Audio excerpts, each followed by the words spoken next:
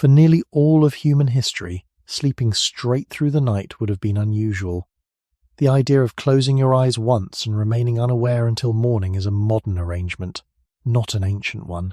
For most of the last 200,000 years, our species lived in darkness without artificial light, surrounded by shifting temperatures, distant sounds, and the quiet need for watchfulness.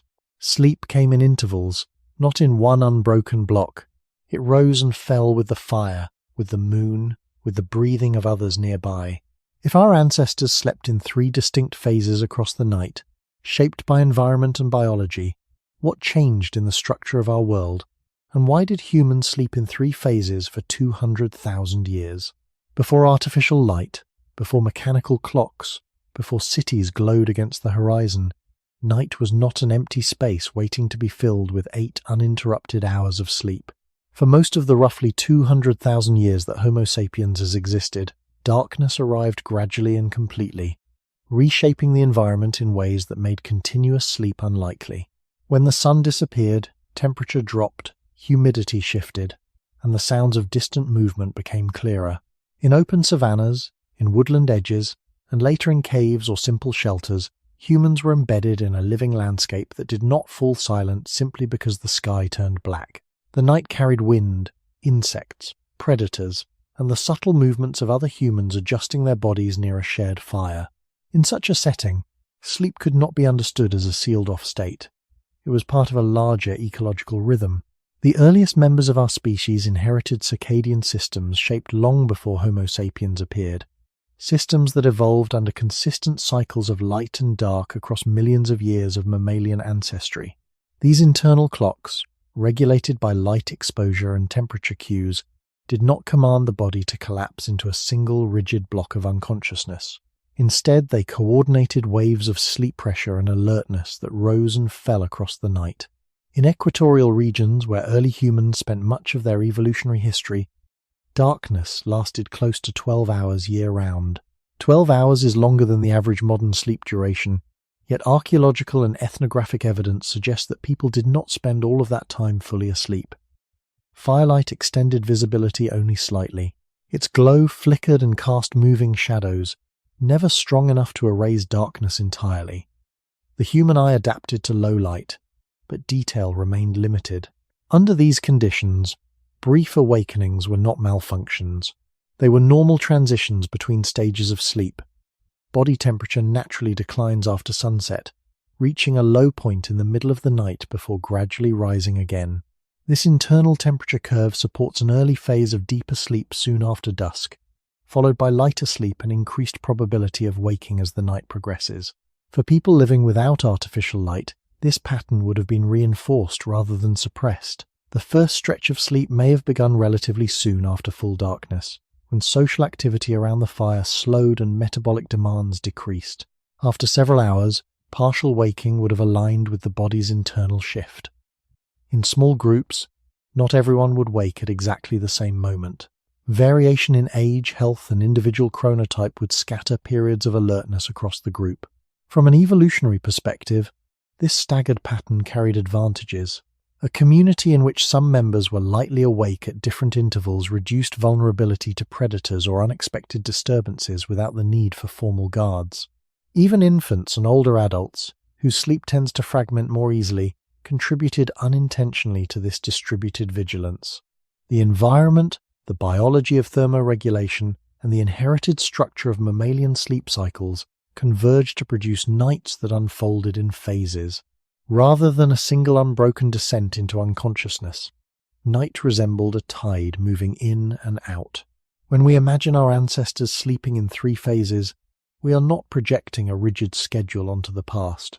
We are recognizing that in a world governed only by firelight and moonlight, continuous 8-hour sleep would have been the unusual case, not the rule. The question, then, is not whether humans are capable of consolidated sleep, but whether such consolidation reflects the conditions under which our species first learned to rest in the dark. If we step closer to the lived experience of early Homo sapiens, the structure of the night becomes more concrete. Imagine a small group resting near the fading embers of a fire at the edge of an African savanna, roughly 100,000 years ago. The fire is not a wall against the dark. It is a circle of warmth perhaps a few meters wide, beyond which the landscape remains largely unseen. The sky above is unpolluted by artificial light, revealing stars with sharp clarity. In this environment, sensory awareness does not shut down completely. Even in sleep, the human brain continues to monitor sound, temperature, and subtle changes in the surroundings. This partial vigilance is not a flaw. It reflects deep evolutionary continuity with earlier primates whose survival depended on rapid transitions between rest and alertness. Mammalian sleep itself is organized into repeating cycles, alternating between deeper non-REM stages and lighter phases in which awakening is easier. These cycles last roughly 90 minutes in modern adults, and there is little reason to believe that their fundamental architecture was different tens of thousands of years ago. Over the course of a long tropical night, several such cycles would naturally occur. After 2 or 3 cycles, the probability of spontaneous waking increases. In a modern bedroom, insulated and quiet, this brief waking may pass unnoticed or feel disruptive. In a Paleolithic campsite, it would have been part of the normal rhythm. The fire might be stirred, a few quiet words might be exchanged, someone might add fuel to maintain warmth. The body, having discharged some accumulated sleep pressure during the first phase, would be biologically capable of a calm period of wakefulness before returning to another stretch of rest. Environmental pressures reinforce this structure. Predators such as large cats were primarily nocturnal. Even if direct attacks were rare, the possibility of threat shaped behavior across generations. A group in which sleep was naturally segmented would never be entirely unconscious at once. Importantly, this did not require planning or assigned shifts. Variation within the group was enough. Adolescents often have later circadian tendencies, while older adults tend to wake earlier. Infants wake frequently. These differences create a mosaic of alertness that, in evolutionary time, could have reduced vulnerability. Archaeological sites containing hearths arranged in central positions within shelters suggest that nighttime life revolved around controlled fire rather than complete withdrawal into darkness. Yet the limited intensity of firelight means that visual tasks remained constrained. After an interval of wakefulness, darkness and cooling temperatures would again favor sleep onset. The body's internal clock, regulated by the suprachiasmatic nucleus in response to light exposure, would not have been disrupted by brief firelight in the same way it is today by electric illumination.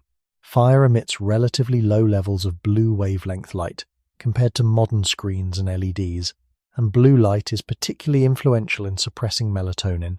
As a result, returning to sleep after a middle interval would have been physiologically easier in ancestral settings.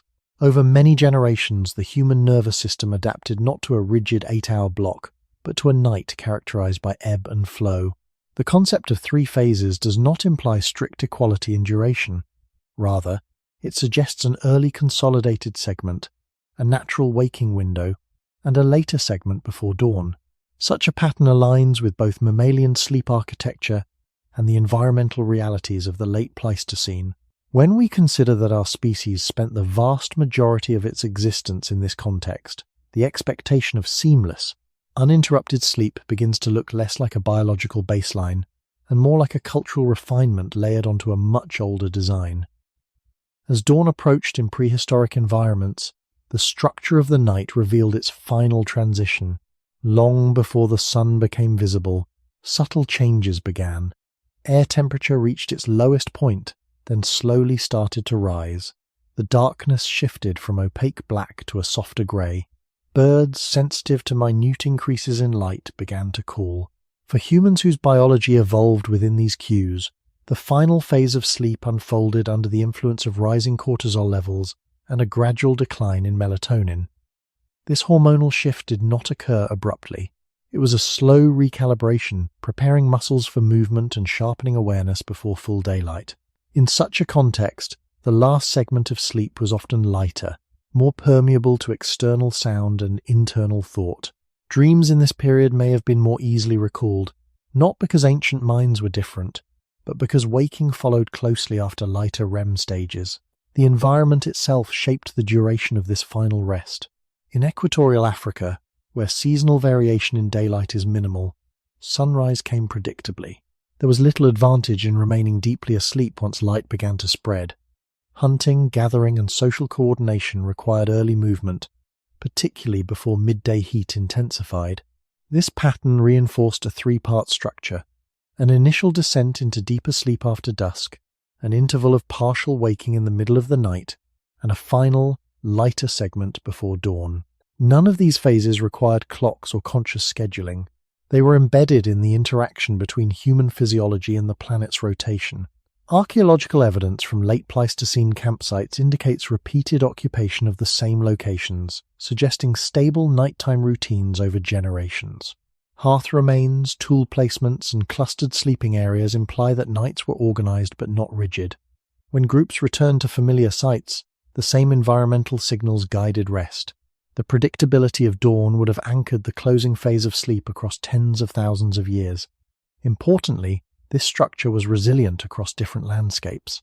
Whether in open savanna, woodland margins, or later in Ice Age Europe where nights were longer in winter, the principle remained similar. Extended darkness in higher latitudes may have stretched the interval between phases, but mammalian sleep pressure does not simply expand to fill all available darkness. After several hours of deep sleep, the homeostatic drive lessens, making spontaneous waking more likely even when night continues. In colder climates, this middle interval may have served practical purposes: adjusting coverings, tending embers, maintaining body warmth. When sleep resumed, it did so against a backdrop of environmental constraint rather than artificial illumination. Over 200,000 years, this cyclical interaction between biology and the turning Earth shaped expectations at the level of the nervous system. The human brain became accustomed to nights that were dynamic, not uniform. Memory consolidation, emotional processing, and hormonal regulation unfolded within this phased architecture. When morning finally arrived, waking was not a rupture from a sealed block of unconsciousness, but the closing movement of a sequence already in motion. If we trace this pattern back to the earliest emergence of our species in Africa, it becomes difficult to argue that continuous 8-hour sleep represents the original template. Instead, the ancestral night appears layered, structured by temperature curves, predator ecology, social variation, and the gradual approach of dawn. The three-phase model is not a romantic reconstruction. It is a reflection of how human biology and ancient environments aligned across evolutionary time. When modern people wake in the middle of the night and glance at a clock glowing in the dark, the experience is often labeled a problem. The word insomnia appears quickly in the mind, yet if we step back from electric light and rigid schedules, a different interpretation becomes possible. The human body carries an internal timing system that did not originate in bedrooms with insulated walls. It formed across hundreds of thousands of years in environments where darkness lasted many hours and sleep pressure rose and fell in waves rather than as a single command. The circadian rhythm, anchored in the brain's suprachiasmatic nucleus, synchronizes to light entering the eye. As daylight fades, melatonin secretion increases, lowering alertness and preparing the body for rest. However, melatonin does not remain at a constant high level throughout the entire night. It follows a curve, rising in the evening, stabilizing, then gradually declining toward morning. Parallel to this, the homeostatic drive for sleep builds during wakefulness and dissipates after several hours of deep sleep. When these two systems interact, a predictable pattern emerges. After an initial period of consolidated rest, the combined forces of reduced sleep pressure and slight hormonal shifts can produce a natural window of wakefulness. In laboratory conditions where participants are exposed to long periods of darkness without artificial light, researchers have observed segmented sleep patterns. Individuals often fall asleep soon after night begins, sleep for several hours, wake calmly for a period, then return to sleep until morning. This pattern arises even without external disturbance. It suggests that the capacity for biphasic or triphasic night sleep remains embedded within human physiology. From a biological standpoint, such segmentation is not inefficient. Mammalian sleep architecture already divides the night into cycles of approximately 90 minutes, alternating between deeper non-REM stages and rapid eye movement phases associated with vivid dreaming. These cycles create internal boundaries. After multiple cycles, brief awakening becomes statistically more likely. In contemporary settings, artificial light, social expectations, and anxiety about time often transform this natural boundary into distress. In ancestral settings, without clocks or deadlines before sunrise, a quiet, waking interval would not have carried the same psychological weight. Cortisol, often described narrowly as a stress hormone, also follows a daily rhythm. It begins to rise in the second half of the night, preparing the body for morning activity. This gradual increase can contribute to lighter sleep toward dawn. Combined with thermoregulation, which reaches its lowest core temperature in the middle of the night before climbing again, the biological environment of the body subtly favors a phased structure. When we connect this to the conditions under which Homo sapiens evolved, the logic strengthens. For most of our species' history, darkness exceeded the total time humans needed in deep unconsciousness. After 4 or 5 hours, much of the homeostatic sleep debt would have been repaid. The nervous system, relieved of the strongest sleep pressure, could enter a period of lighter awareness without compromising overall restoration. Over evolutionary time, individuals whose brains tolerated such transitions without panic may have functioned more effectively in nocturnal environments. The tendency to wake briefly was not eliminated by natural selection because it did not necessarily reduce survival. Instead, it may have contributed to flexibility. In this light, the modern expectation of seamless sleep appears less like a universal biological standard and more like a cultural overlay placed upon a nervous system shaped in darker, quieter, and more variable nights. Human sleep is not a single, uniform state. Even within what we call one night of rest, the brain moves through structured stages, each with distinct electrical patterns and physiological effects. These stages repeat in cycles, typically lasting around 90 minutes, though variation exists between individuals. During the early part of the night, slow-wave sleep dominates. This phase is characterized by synchronized brain activity, reduced heart rate, and decreased metabolic demand. It is during this period that physical restoration, immune regulation, and growth hormone release are most prominent. As the night continues, the proportion of rapid eye movement sleep increases, bringing more vivid dreaming and greater brain activity. The distribution of these stages already implies segmentation. After several cycles, the intensity of slow-wave sleep diminishes because much of the accumulated sleep pressure has been relieved. When this biological release aligns with a slight rise in core body temperature and a gradual shift in hormonal balance, the probability of waking naturally increases. In modern society, brief awakenings are often perceived as interruptions. Yet research on sleep under extended darkness has shown that when individuals are exposed to natural light cycles without artificial evening illumination, many develop a pattern in which sleep divides into 2 substantial segments separated by a calm period of wakefulness. This wakeful interval can last from 30 minutes to over an hour, during which individuals report feeling reflective rather than distressed. Importantly, these observations do not require cultural instruction.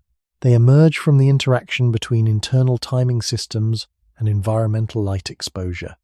The absence of artificial blue-rich light in ancestral nights would have preserved the natural rise and fall of melatonin. Firelight, with its warmer spectrum and lower intensity, exerts far less suppressive effect on this hormone. Consequently, when ancient humans woke during the night, the hormonal environment remained conducive to returning to sleep. There was no abrupt signal of daytime. The nervous system stayed within a nocturnal mode. From an evolutionary perspective, such flexibility would have been neutral or even advantageous. A brain capable of transitioning gently between sleep and wake states without prolonged alertness could respond to environmental cues and then re-enter rest. Over tens of thousands of years, this capacity would have remained stable because it did not impair reproductive success. The expectation that sleep must be continuous for it to be restorative is relatively recent. Polysomnographic studies demonstrate that even in modern individuals, brief awakenings occur multiple times each night, often lasting only seconds and going unnoticed. The difference lies in awareness. When the mind attaches concern to these awakenings, they become magnified. In a prehistoric context without clocks, the same physiological events would have unfolded without interpretation. The structure of mammalian sleep cycles suggests that a night naturally contains internal boundaries. Rather than resisting these boundaries, ancestral humans likely moved with them. Over the 200,000-year span of Homo sapiens' existence, the brain's architecture did not fundamentally change. The oscillations between deep and light sleep, the hormonal gradients, and the thermoregulatory shifts remained consistent. What changed far later was the social framework surrounding them. When we consider that our internal sleep machinery still produces waves rather than a single plateau, the idea of 3 phases appears less speculative and more like an extension of mechanisms already visible in laboratory recordings. The body has always slept in rhythms. The question is whether modern expectations have obscured a pattern that was once ordinary across the long arc of human evolution. Beyond laboratory measurements and hormonal curves, the biological argument for segmented sleep becomes clearer when we observe how human sleep responds to the removal of modern constraints. In controlled settings where participants live without artificial evening light and without fixed wake times, their sleep often reorganizes itself. They do not consistently extend a single block of unconsciousness to fill the entire period of darkness. Instead, after several nights of adjustment, a pattern can emerge in which an initial span of sleep is followed by a quiet interval of wakefulness. Then a second span before morning. This shift does not require suggestion or instruction. It appears as a spontaneous alignment between internal physiology and natural light cycles. The implication is not that every human must sleep in exactly 3 equal segments, but that the nervous system retains the capacity for phased rest when environmental pressures allow it. The biological foundation for this lies in the dual regulation of sleep, circadian timing and homeostatic drive. Circadian signals determine when sleep is most likely, guided by light exposure and the intrinsic rhythm of the suprachiasmatic nucleus. Homeostatic pressure builds the longer one remains awake, creating an increasing need for slow-wave sleep. After several hours of deep rest, this pressure declines significantly. If darkness continues long after the strongest sleep need has been satisfied, the body may enter a state of relative equilibrium. In ancestral environments near the equator, nights often lasted around 12 hours. Deep physiological restoration does not typically require that full duration. A gap between segments of sleep would therefore not represent deficiency but recalibration. Core body temperature provides another clue. It drops after sunset, reaching a nadir roughly midway through the night, then gradually rises. This temperature trough aligns with the deepest portion of sleep. As temperature begins to climb, neural excitability increases subtly. Waking becomes easier, especially after multiple completed sleep cycles. From the perspective of evolutionary continuity, there is no indication that Homo sapiens experienced a fundamentally different thermoregulatory pattern from modern humans. The same circadian oscillations governed their nights. Over the roughly 200,000 years since our species emerged in Africa, these oscillations remained stable because they are deeply rooted in mammalian biology. What differs now is the artificial extension of daylight through electric illumination and digital screens that emit high levels of blue light. Such exposure delays melatonin onset and compresses the available darkness into fewer hours. When darkness is shortened, sleep is forced into a narrower window, increasing the likelihood of a consolidated block. In earlier conditions, when darkness was abundant and unbroken by bright light, the nervous system had space to express its natural undulations. Even today, epidemiological studies suggest that spontaneous nocturnal awakenings are common and often benign. Many individuals who report sleeping through the night still experience brief periods of arousal without remembering them. The difference between pathology and pattern often lies in interpretation and environment, rather than in biology alone. When we consider that for the vast majority of human existence, nights unfolded without artificial light, fixed schedules, or anxiety about productivity, the persistence of a latent capacity for segmented sleep appears unsurprising. The architecture of the human brain was not designed exclusively for a single uninterrupted stretch of rest. It was shaped in ecosystems where darkness lasted long enough for sleep to ebb and flow. If this phased capacity remains embedded within us, it invites a reconsideration of whether modern sleep norms represent biological necessity or cultural adaptation layered onto an older design. Long before sleep became a subject of laboratory measurement, it was described in ordinary language. Written records from pre-industrial societies contain references that are difficult to interpret if we assume that people always slept in a single uninterrupted block. In several European texts from the late medieval and early modern periods, phrases appear that distinguish between a first sleep and a second sleep. These references are not rare poetic metaphors. They appear in diaries, medical manuals, legal depositions, and devotional writings. Individuals describe going to bed after dusk, rising after their first sleep for a period of quiet activity, and then returning to bed for a second stretch before dawn. This pattern was not framed as unusual. It was mentioned casually, as part of the ordinary rhythm of night. Such records do not reach back 200,000 years, yet they provide a bridge between documented history and deeper evolutionary inference. If segmented sleep was common only a few centuries ago, before the widespread adoption of artificial lighting, it becomes plausible that the pattern reflects older biological tendencies rather than a short-lived cultural anomaly. In agrarian Europe, winter nights were long, often exceeding 14 hours at higher latitudes. Without electric light, people relied on candles or hearth fires that offered limited illumination. After sunset, social activity gradually diminished. The first period of sleep began relatively early. Historical accounts describe individuals waking naturally after several hours, sometimes to pray, converse quietly, tend livestock, or simply lie in reflective wakefulness. This interval did not carry the urgency that modern awakenings often provoke. There were no illuminated clocks to measure the minutes. The night was still thick and quiet.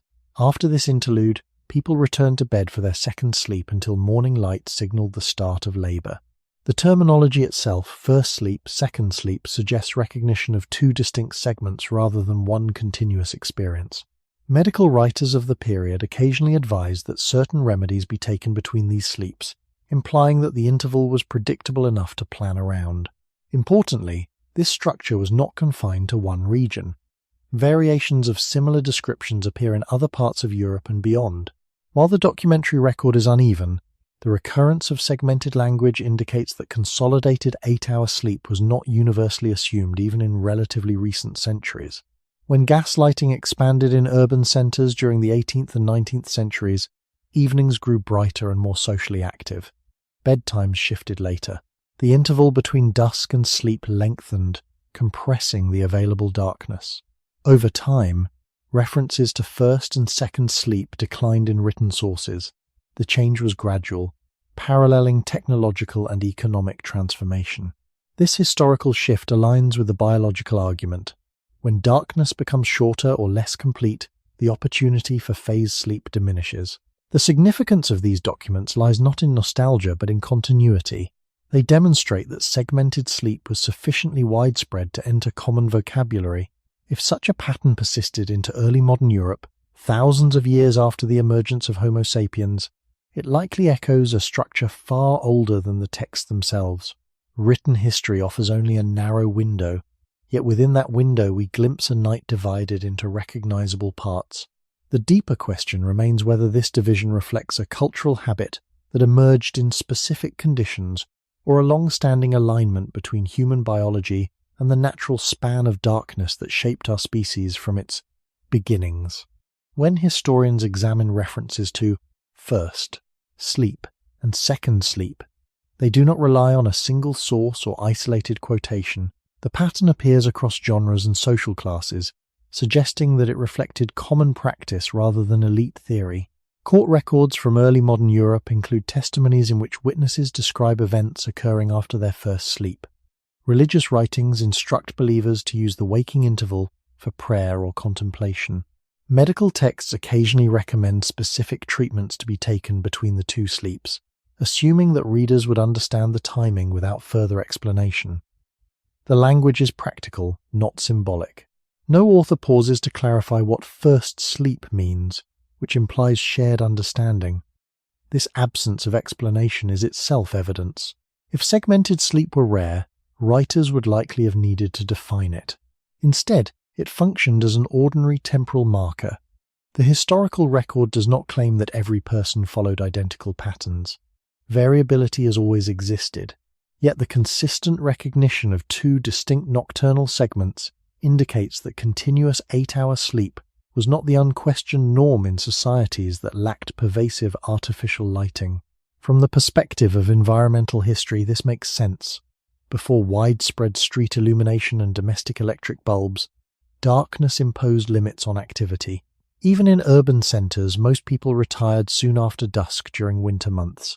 With 10 to 14 hours of darkness available, the biological capacity for 2 substantial sleep periods could express itself without compression. When individuals woke after several hours, the night remained deep and quiet. Without clocks to calculate lost time, the interval carried little anxiety. Some accounts describe couples speaking softly, neighbours visiting briefly, or individuals engaging in solitary reflection. These descriptions align with the phased structure suggested by human sleep physiology. Importantly, as gas lamps and later electric lights expanded in the 18th and 19th centuries, references to segmented sleep diminished. Evening entertainment, factory schedules, and standardized work hours shifted bedtimes later. Darkness itself shortened as streets and interiors brightened. Historical linguistics reflects this transition. The phrase, first sleep, gradually disappeared from common usage. This decline parallels technological change rather than a documented biological shift. The human brain did not undergo rapid evolution during these few centuries. Instead, environmental conditions altered the expression of existing sleep architecture. When artificial light extends perceived daytime, melatonin onset is delayed. Individuals go to bed later but still wake at socially required hours, compressing total sleep into a single consolidated block. Over time, this pattern becomes culturally reinforced and medically defined as normal. Looking back across written history, the earlier segmentation appears less like an anomaly and more like a familiar alignment between long nights and flexible biology. If we project this alignment further into the past, into the tens of thousands of years before written language, the plausibility increases. For roughly 200,000 years, Homo sapiens lived without electric illumination. The historical documents from pre-industrial Europe do not prove how Paleolithic communities slept, yet they reveal that when modern constraints are removed, human sleep readily divides into recognizable phases. The disappearance of first and second sleep from common speech coincides with technological transformation, not with new anatomical structures in the brain. This continuity suggests that segmented sleep may represent an enduring capacity shaped long before recorded history began. The historical references to segmented sleep do not stand alone as isolated curiosities. They align with broader patterns in pre-industrial life that shaped how nights were structured across generations. In rural communities, work was governed by daylight rather than by fixed mechanical schedules. Seasonal variation influenced both labor and rest. During winter months in higher latitudes, darkness extended for many hours beyond the amount of sleep physiologically required for restoration. In such conditions, the distinction between an early and a later sleep segment becomes easier to understand. Anthropologists and social historians have noted that pre-industrial households often treated the waking interval between sleeps as an ordinary extension of domestic life. This interval was neither fully public nor fully private. It existed in a liminal space, quiet and dimly lit, yet not burdened by the urgency of morning. The existence of this practice into the early modern period suggests that human sleep retained flexibility long after agriculture, urbanization, and written language had emerged. If segmented sleep persisted thousands of years after the Neolithic transition, it is unlikely to have originated suddenly in medieval Europe. Rather, it appears to reflect a deeper biological inheritance interacting with available darkness. From an evolutionary perspective, the continuity is striking. Homo sapiens emerged in Africa roughly 200,000 years ago and spent the overwhelming majority of that time in environments without artificial night lighting. For most of this span, the daily cycle of light and dark was dictated solely by the sun, moon, and fire. The nervous system that evolved under these conditions is the same system modern humans possess today. While cultural practices shift rapidly over centuries, the architecture of the brain changes slowly across evolutionary time. The historical documentation of first and second sleep therefore functions as a window into what may have been an ancient pattern rather than a short-lived custom. It reveals that when nights remain long and uncompressed by artificial illumination, human sleep can express its internal segmentation without distress. As industrialization progressed, evening light extended social activity, and economic demands standardized wake times. The waking interval between sleeps gradually lost its place in daily life. Over time, medical discourse reframed nighttime awakenings as disturbances rather than as phases. This reframing did not coincide with a sudden transformation of circadian biology. Instead, it reflected the increasing value placed on efficiency and uninterrupted productivity. In this context, the disappearance of segmented sleep from common vocabulary represents a cultural shift layered onto stable physiology. The written record, though limited in scope and geography, reinforces the argument that consolidated 8-hour sleep is not the only natural configuration available to the human brain. When we trace the timeline backward beyond medieval Europe into the deep past of our species, the plausibility strengthens. For approximately 200,000 years, humans navigated nights shaped by darkness, temperature decline, and environmental uncertainty. The persistence of phase sleep in relatively recent history suggests that this pattern may echo the conditions under which our ancestors first learned to rest. The historical lens does not provide direct observation of Paleolithic camps, yet it bridges the gap between present expectations and ancient possibility. It invites a reconsideration of whether the modern model of continuous sleep reflects biological necessity or the compression of a more flexible design.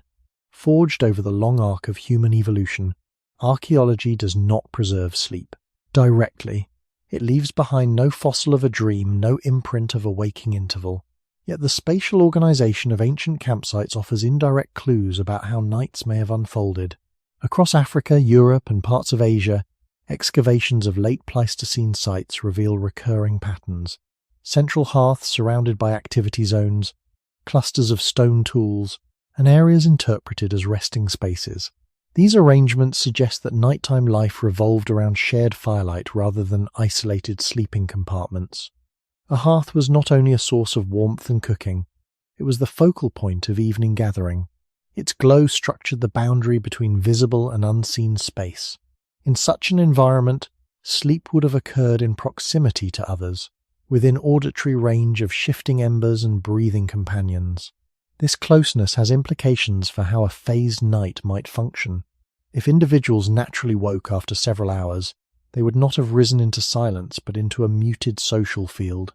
The archaeological record shows that hearths were often carefully maintained, with layers of ash indicating repeated tending across nights and seasons. Fire requires attention. Even without formal assignment, someone would need to adjust fuel, stir embers, or prevent sparks from spreading. A segmented pattern of sleep, distributed unevenly among group members, would make this maintenance easier without organized shifts. Variation in age and physiology would ensure that at least one or two individuals were lightly awake at different points. From a population structure perspective, this scattered alertness could reduce vulnerability without demanding continuous full wakefulness from any single person. Archaeological evidence of repeated campsite use also implies predictability in nightly routines. When groups returned to familiar shelters or open-air sites, the placement of hearths and sleeping areas likely followed established norms. Over generations, these spatial habits would reinforce consistent patterns of rest. In open savanna environments, where visibility extended outward from the fire in a limited radius, the darkness beyond would remain active with nocturnal life. The faint sounds of insects, distant animal movement, and shifting wind would not disappear simply because humans lay down. A phased sleep structure, with intermittent waking, aligns with such ecological conditions. Importantly, there is no indication in the archaeological record of enclosed, insulated sleeping chambers comparable to modern bedrooms. Even in caves, airflow and temperature fluctuation were constant. The human body, responding to cooling air and fluctuating firelight, would not remain in an unbroken deep state for the entire span of darkness. Over roughly 200,000 years, Homo sapiens adapted behaviorally to these environments without altering fundamental sleep physiology. The archaeological landscape therefore supports the idea that nights were dynamic rather than static. The arrangement of hearth-centered camps suggests collective rest punctuated by small movements, whispered exchanges, and the practical maintenance of warmth. While we cannot observe a Paleolithic awakening directly, the physical traces of shared fire and clustered sleeping areas imply a context in which segmented sleep would be not only possible but functional. The spatial evidence does not prove a strict three-phase schedule, yet it complements biological and historical arguments. It reveals that ancient nights were socially structured spaces, where darkness, proximity, and environmental variability would naturally interact with the brain's cyclical architecture. In this alignment between material remains and physiological rhythm, the plausibility of phase sleep deepens. Within these hearth-centered spaces, the arrangement of bodies likely reflected both social bonds and practical needs. Archaeological reconstructions of Paleolithic camps often show sleeping areas positioned in arcs around the fire, not scattered randomly across the landscape. Such positioning maximized warmth while maintaining visibility toward the perimeter. The fire created gradients of light and temperature. Those closest experienced greater heat and illumination, while those farther away rested in dimmer, cooler zones. This uneven distribution would subtly influence sleep depth. Individuals nearer the fire might awaken more frequently as embers shifted or sparks cracked, while those at the edge might rouse in response to colder air or distant sound. Variation in microenvironment within the same campsite could therefore produce variation in sleep timing without any deliberate coordination. Over thousands of nights across generations, this variation would form a natural mosaic of wakefulness. Archaeological layers of ash and charcoal suggest that fires were not allowed to burn out completely during the night. Maintaining embers would have required occasional stirring, particularly in colder climates during the later Pleistocene. If all members of a group were fully unconscious for long, uninterrupted periods, the fire could diminish to the point of extinction, increasing vulnerability to cold or predators. A phased sleep structure with overlapping awakenings offers a simple behavioral solution. No formal guard rotation is necessary when sleep cycles are naturally staggered. From a demographic perspective, human groups included infants who woke to feed, adolescents with later circadian tendencies, adults with peak physical strength, and elders whose sleep was lighter and more fragmented. These life stage differences are well documented in modern sleep research and are unlikely to be recent inventions. In ancestral camps, such diversity would distribute alertness across the night. Even brief awakenings lasting a few minutes would provide opportunities to check the fire, listen to the surroundings, or adjust coverings. The archaeological absence of defensive fortifications in many open-air sites suggests reliance on vigilance rather than heavy barriers.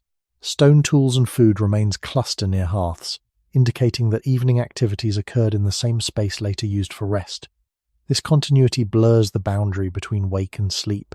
Night was not a sealed interval separate from life. It was an extension of communal space under reduced light. Environmental pressures further shaped this dynamic. In Ice Age Europe, longer winter nights would amplify the likelihood of segmented rest.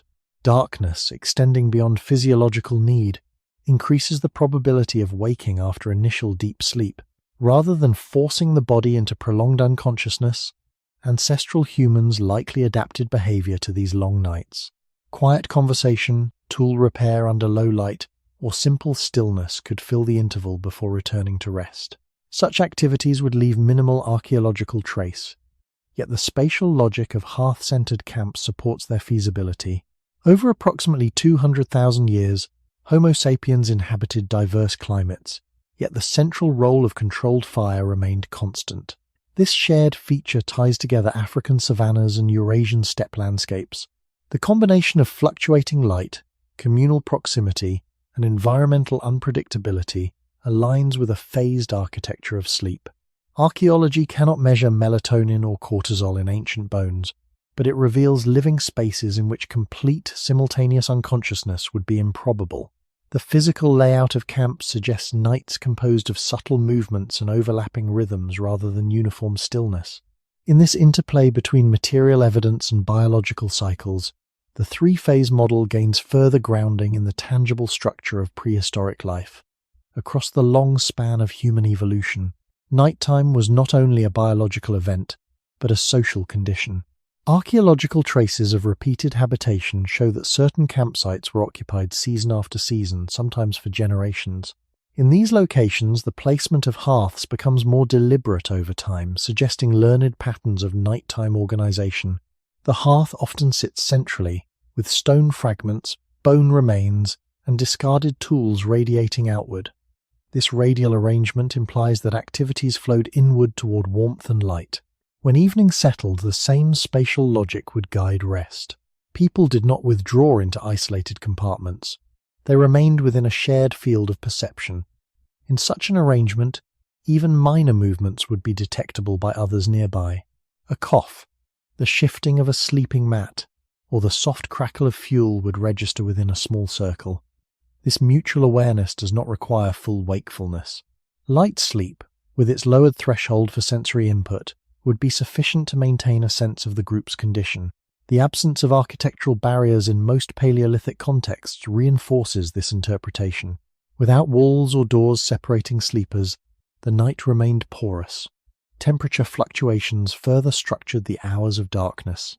As embers cooled and outside air temperatures dipped, the microclimate within the campsite changed. Archaeological sediment layers show cycles of ash deposition interspersed with compacted earth, indicating ongoing fire management rather than abandonment until morning. The need to sustain warmth in colder regions of Eurasia during the Upper Paleolithic would have intensified this maintenance.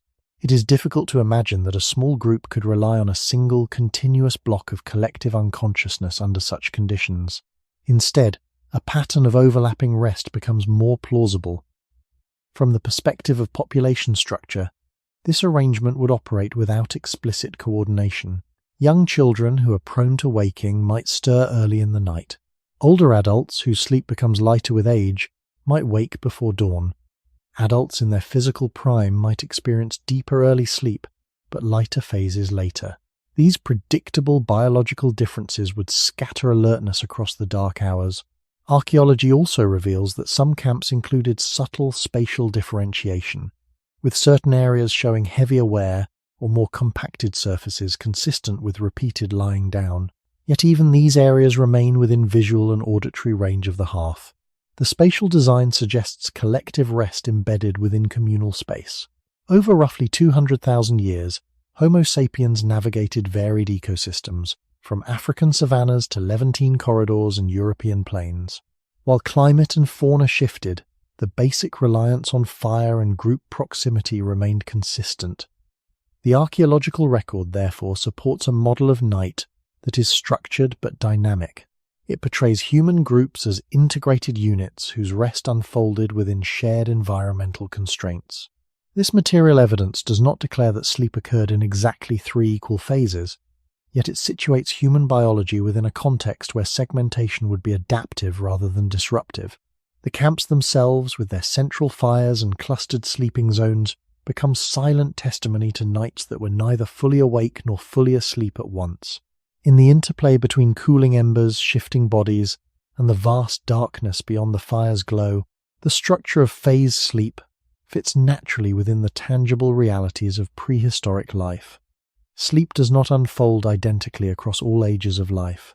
Even in modern populations, infants wake frequently, adolescents drift toward later bedtimes, adults settle into more stable patterns, and older individuals often rise earlier with lighter sleep. These differences are not products of industrial society. They reflect biological variation embedded within the human life cycle. If we project this variation backward into Paleolithic groups, the structure of nighttime becomes more complex and more adaptive. A small band of Homo sapiens 50,000 or 100,000 years ago would not have consisted solely of healthy adults in their physical prime. It would have included nursing infants, pregnant women, adolescents, mature adults, and elders. Each of these groups carries distinct sleep tendencies shaped by hormonal shifts, metabolic demands, and circadian timing. In a setting without artificial light, these differences would express themselves freely. Infants wake to feed multiple times during the night, driven by nutritional need rather than by environmental disturbance. Mothers or other caregivers would respond, creating pockets of wakefulness near the hearth. Adolescents, whose circadian rhythms naturally shift later during puberty, might remain alert longer into the early darkness and wake later toward dawn. Older adults, who often experience reduced slow-wave sleep and earlier morning awakenings, would likely stir before sunrise. Adults in midlife might experience deeper early night sleep but still cycle into lighter phases as the hours passed. When these variations overlap within a small group, the result is not chaotic fragmentation but distributed vigilance. From an evolutionary standpoint, such a mosaic of sleep states offers collective advantage. Predation pressure during the late Pleistocene was real, even if not constant. Large carnivores shared habitats with early humans. A group in which all members entered deep sleep simultaneously for extended periods would face greater vulnerability than one in which alertness rotated naturally through age-based differences. Crucially, this distribution does not require conscious planning. It emerges from ordinary biological diversity. Over roughly 200,000 years of Homo sapiens history, natural selection would have acted on individuals within this group context. Traits that supported flexible transitions between sleep and wakefulness without excessive stress would persist. The elderly, often valued for memory and experience, might also have served unintentionally as early risers who sensed environmental change. Adolescents, staying awake slightly longer after dusk, could extend the period of group awareness into early night.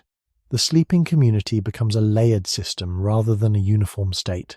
Anthropological observations of contemporary small-scale societies show similar diversity in sleep timing, though influenced by local conditions. These patterns suggest continuity rather than novelty. When we imagine the night of our ancestors, it is tempting to picture a synchronized collapse into rest. Yet demographic structure argues against such uniformity. Human groups have always contained multiple generations with distinct physiological rhythms. In a long equatorial night lasting around 12 hours, these rhythms would naturally divide rest into phases across the group. What appears today as disrupted sleep may once have been an expression of cooperative survival. The variation built into human development, from infancy through old age, supports a model of night that is shared yet staggered. Within this framework, the idea that humans slept in multiple phases for much of their evolutionary past becomes not only plausible, but consistent with the biological diversity that defines our species. Demographic variation does more than scatter. Wakefulness randomly across the night. It shapes how responsibility and awareness circulate through a community without formal instruction. In small Paleolithic groups, survival depended not on isolated individuals but on the coherence of the whole. Sleep, therefore, was embedded within a social organism. When an infant stirred in the early hours, the act of feeding did not occur in isolation from the group's sensory field. The soft sounds of movement, the faint glow of stirred embers, and the shifting of bodies would ripple outward. Even if most members remained asleep, the threshold between sleep and wakefulness would soften. This subtle permeability matters. Human sleep is rarely absolute. Even in deep stages, the brain retains the capacity to process salient stimuli, especially those relevant to kin. Over evolutionary time, such responsiveness would support parental investment and group cohesion. Adolescence add another layer. Puberty shifts circadian timing later, a pattern observed across cultures and independent of modern technology. In an ancestral camp, adolescents remaining alert slightly longer after dusk would extend the period of group activity around the fire. Storytelling, tool shaping, and social bonding often occur in these twilight hours. When adolescents eventually slept, their wakefulness might return closer to dawn, overlapping with elders whose sleep lightens in the early morning. Older adults, experiencing reduced slow-wave intensity and earlier circadian phases, would likely rise before full sunrise. This early stirring aligns with the gradual rise in cortisol and body temperature that precedes daylight. In ecological terms, early risers provide advance notice of environmental change. A distant animal call, a shift in wind direction, or a drop in temperature would be detected sooner. These patterns do not imply rigid roles but illustrate how biological diversity distributes awareness naturally. In higher latitudes during Ice Age winters, nights could stretch beyond 14 hours.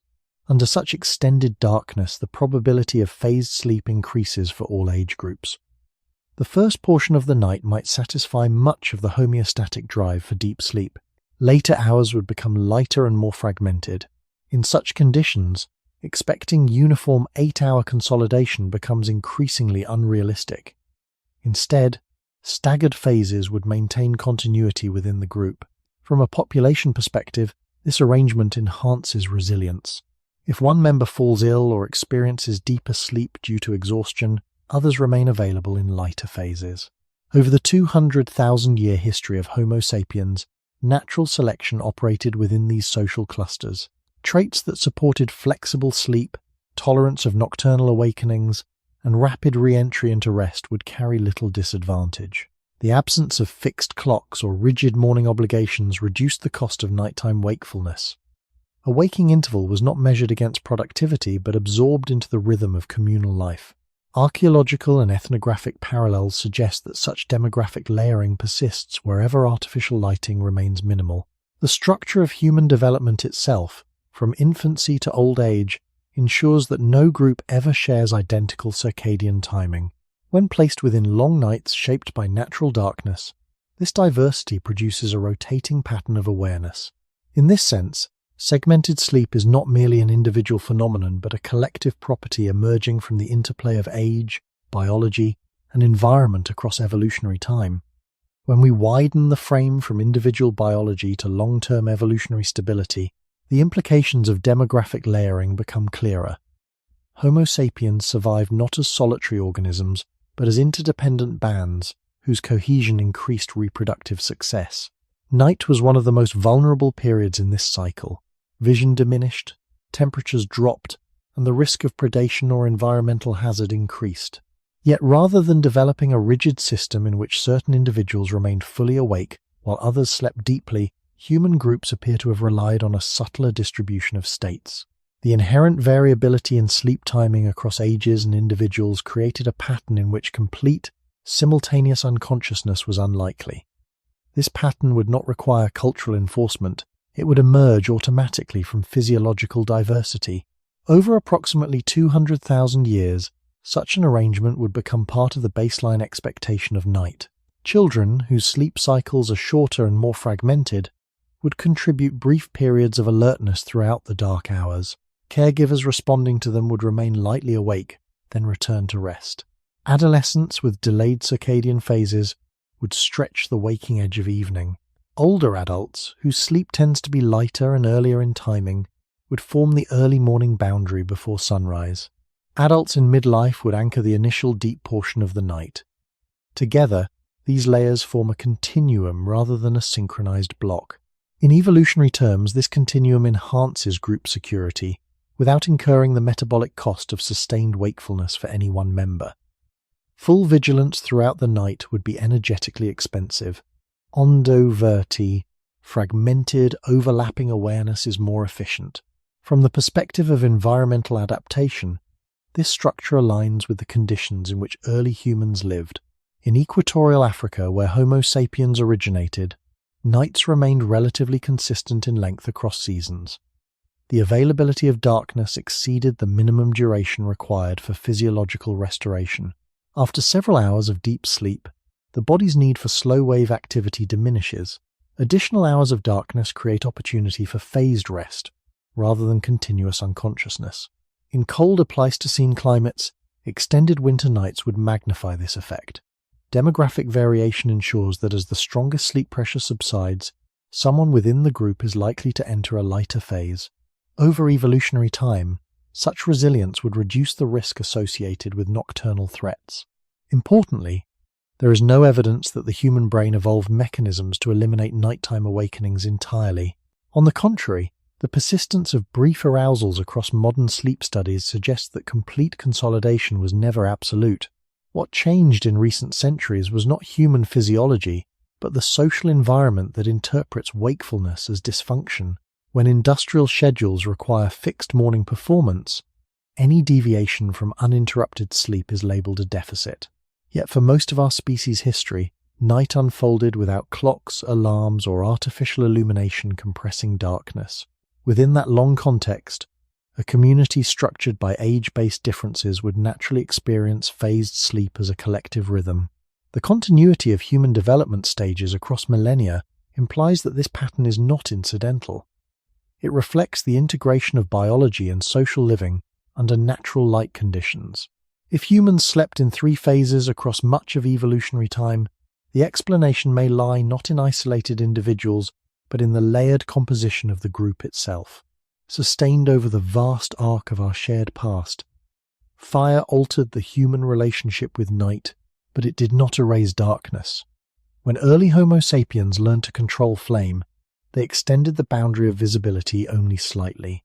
A hearth cast a warm, flickering glow that illuminated faces, tools, and the immediate ground. Beyond that circle, shadow remained thick. Unlike modern electric lighting, firelight fluctuates constantly in intensity and direction. It produces low levels of short-wavelength blue light, the portion of the spectrum most influential in suppressing melatonin. As a result, the biological signal of night remained largely intact even in the presence of flame. The circadian system continued to interpret the environment as dark. This distinction matters. Artificial light, especially from LEDs and screens, can significantly delay melatonin release and shift internal clocks. Fire, by contrast, offers warmth and limited visibility without fully transforming the hormonal landscape of the brain. For approximately 200,000 years of Homo sapiens history, firelight would have been the primary nocturnal illumination. Its qualities shaped how evenings unfolded. Social interaction extended beyond sunset, yet not indefinitely. The flicker of flame encourages proximity. People gather close to share heat and conversation. As fuel diminishes and embers settle, activity slows. The gradual dimming of light signals the body to transition toward rest. Because fire does not maintain constant brightness, it cannot sustain alertness in the way electric bulbs can. The nervous system remains sensitive to the overarching presence of darkness. From a biological perspective, this creates a layered night. The initial period after dusk may involve extended wakefulness around the hearth. Once individuals lie down, the low-light environment allows melatonin to rise and core body temperature to decline. Deep sleep follows naturally in the early hours. Yet as embers cool and external temperatures drop further, subtle shifts occur. The body, having discharged much of its accumulated sleep pressure, may enter lighter stages. A person might wake briefly to add fuel or adjust position. Because the hormonal environment remains nocturnal, returning to sleep is relatively effortless. This interplay between firelight and physiology supports a phase structure rather than a rigid block. Archaeological evidence indicates that controlled fire was widespread among Homo sapiens and some earlier hominins. Hearth residues found in sites across Africa and Eurasia show repeated use over tens of thousands of years. The central placement of these hearths suggests that nighttime activity clustered around them. Yet there is no indication that fire transformed night into day. The radius of illumination was limited, and maintaining fuel required effort. Darkness still dominated the majority of the landscape. Over evolutionary time, this limited extension of evening light would reinforce the body's natural rhythms rather than override them. The presence of fire enabled storytelling, tool preparation, and social bonding after sunset, but it did not eliminate the biological architecture of sleep cycles. Instead, it introduced a gentle modulation, a transition from communal wakefulness to early deep sleep, followed by intervals of lighter awareness as the night progressed. Within this framework, three-phase sleep emerges not as a rigid schedule, but as an adaptive response to partial illumination. Fire provided warmth and security without abolishing the signals of darkness that govern circadian timing. In the long arc of human evolution, the glow of flame shaped evenings, yet it preserved the underlying structure of night that had guided mammalian sleep long before humans gathered around embers. Although fire extended the usable portion of evening, it imposed constraints that preserved the depth of night. A hearth required constant tending. Fuel had to be gathered during daylight, dried, and arranged so that flames would not extinguish too quickly. This practical limitation meant that nocturnal illumination was finite. When embers dimmed, darkness reasserted itself. The human eye, adapted for daylight vision, does not function with precision in low light. Peripheral awareness improves, yet fine detail disappears. Under such conditions, prolonged complex activity becomes inefficient. The nervous system responds accordingly. As light levels fall, the retina transmits signals that reinforce melatonin production. Unlike electric light, which can maintain stable brightness for hours, firelight fluctuates and gradually declines unless actively fed. This instability acts as a biological cue rather than a disruption. Over the course of evolutionary time, Homo sapiens would have internalized the pattern of waning illumination as a signal to transition toward rest.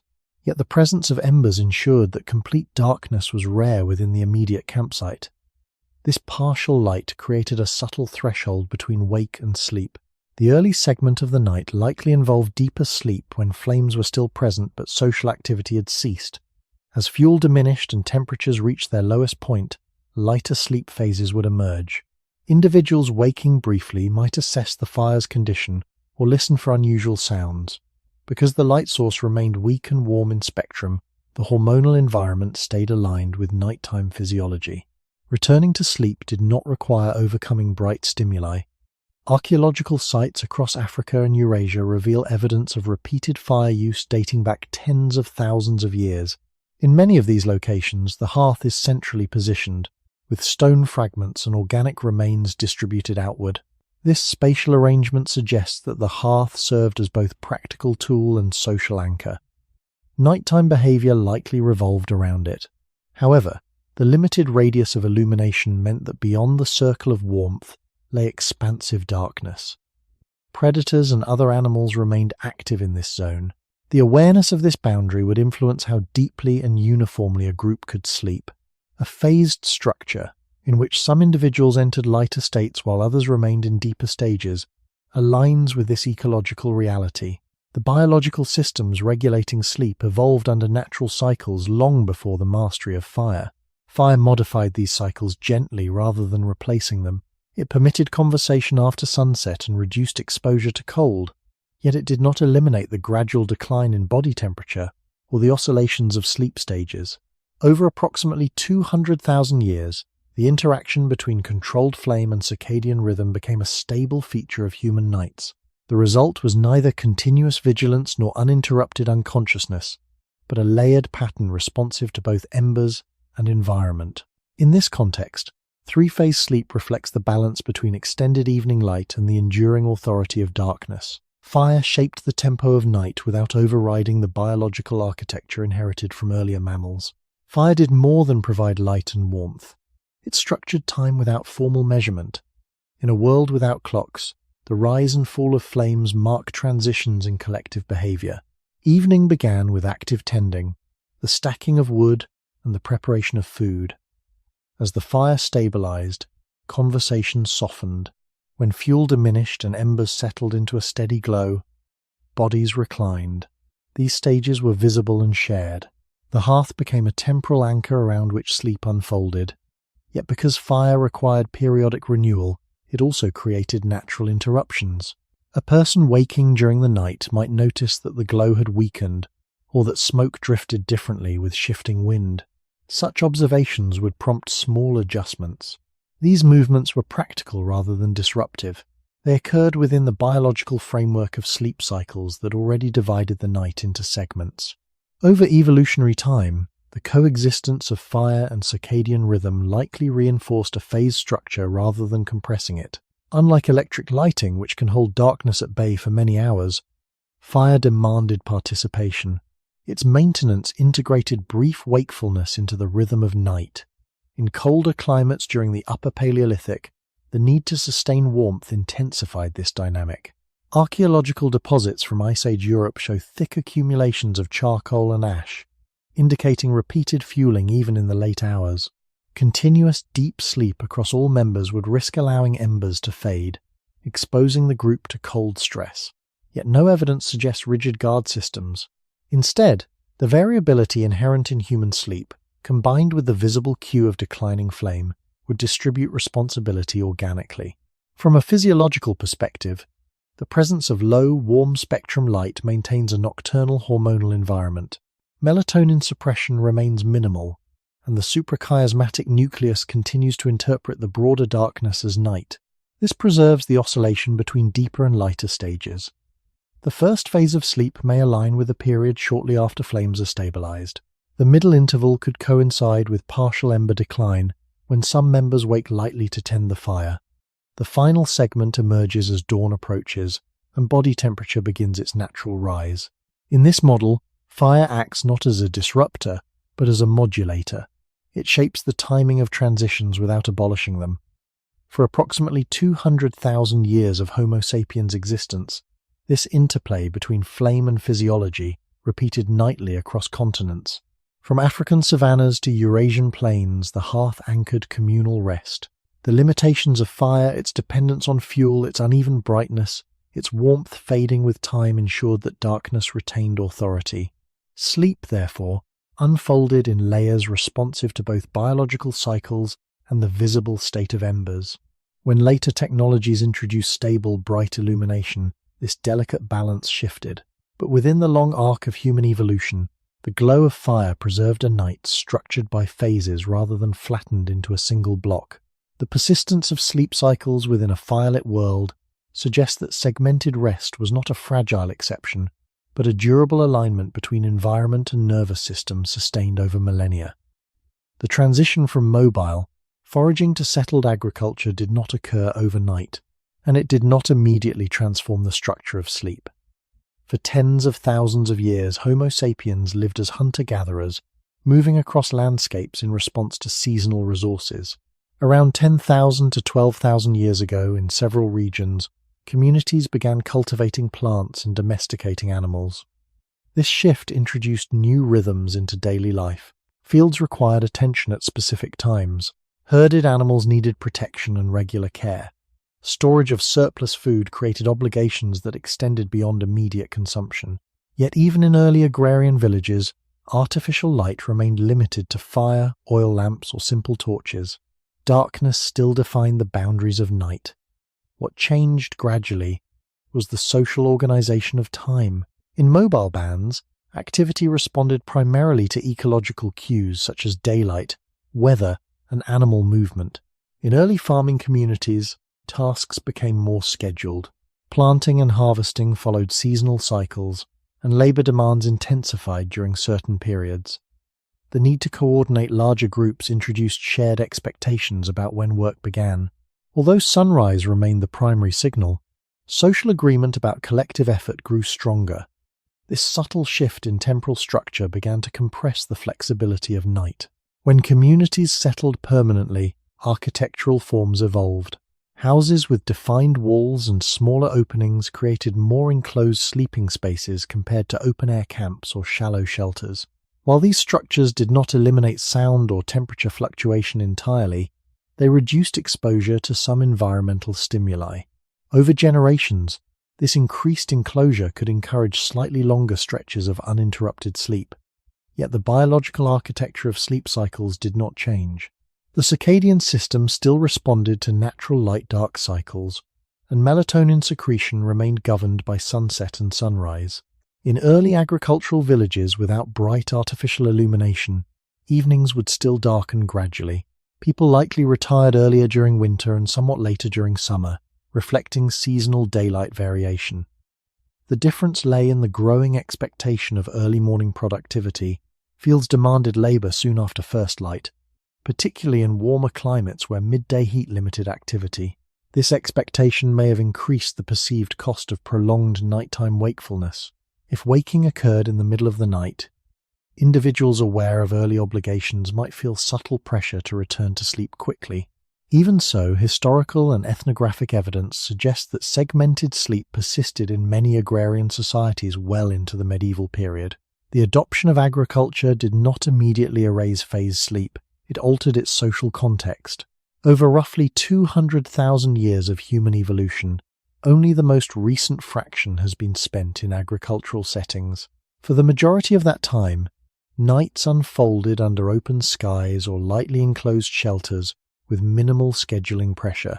The agricultural transition represents a narrowing of flexibility rather than a complete rupture. It marks the beginning of a gradual shift in how time was organized, not an abrupt biological redesign. Within this slow transformation, the seeds of consolidated sleep were planted, yet they required later technological developments to fully take root. The early farmer still lived within darkness governed by the sun, and the nervous system that shaped sleep remained fundamentally aligned with phased rest.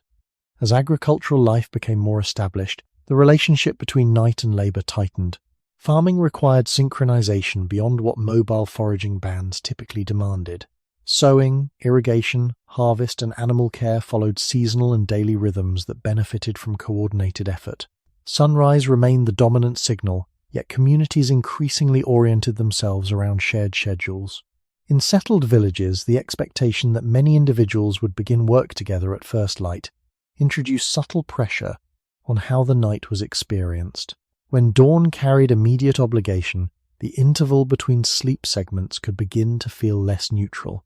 Waking in the middle of the night no longer existed solely within ecological time, it existed within social time.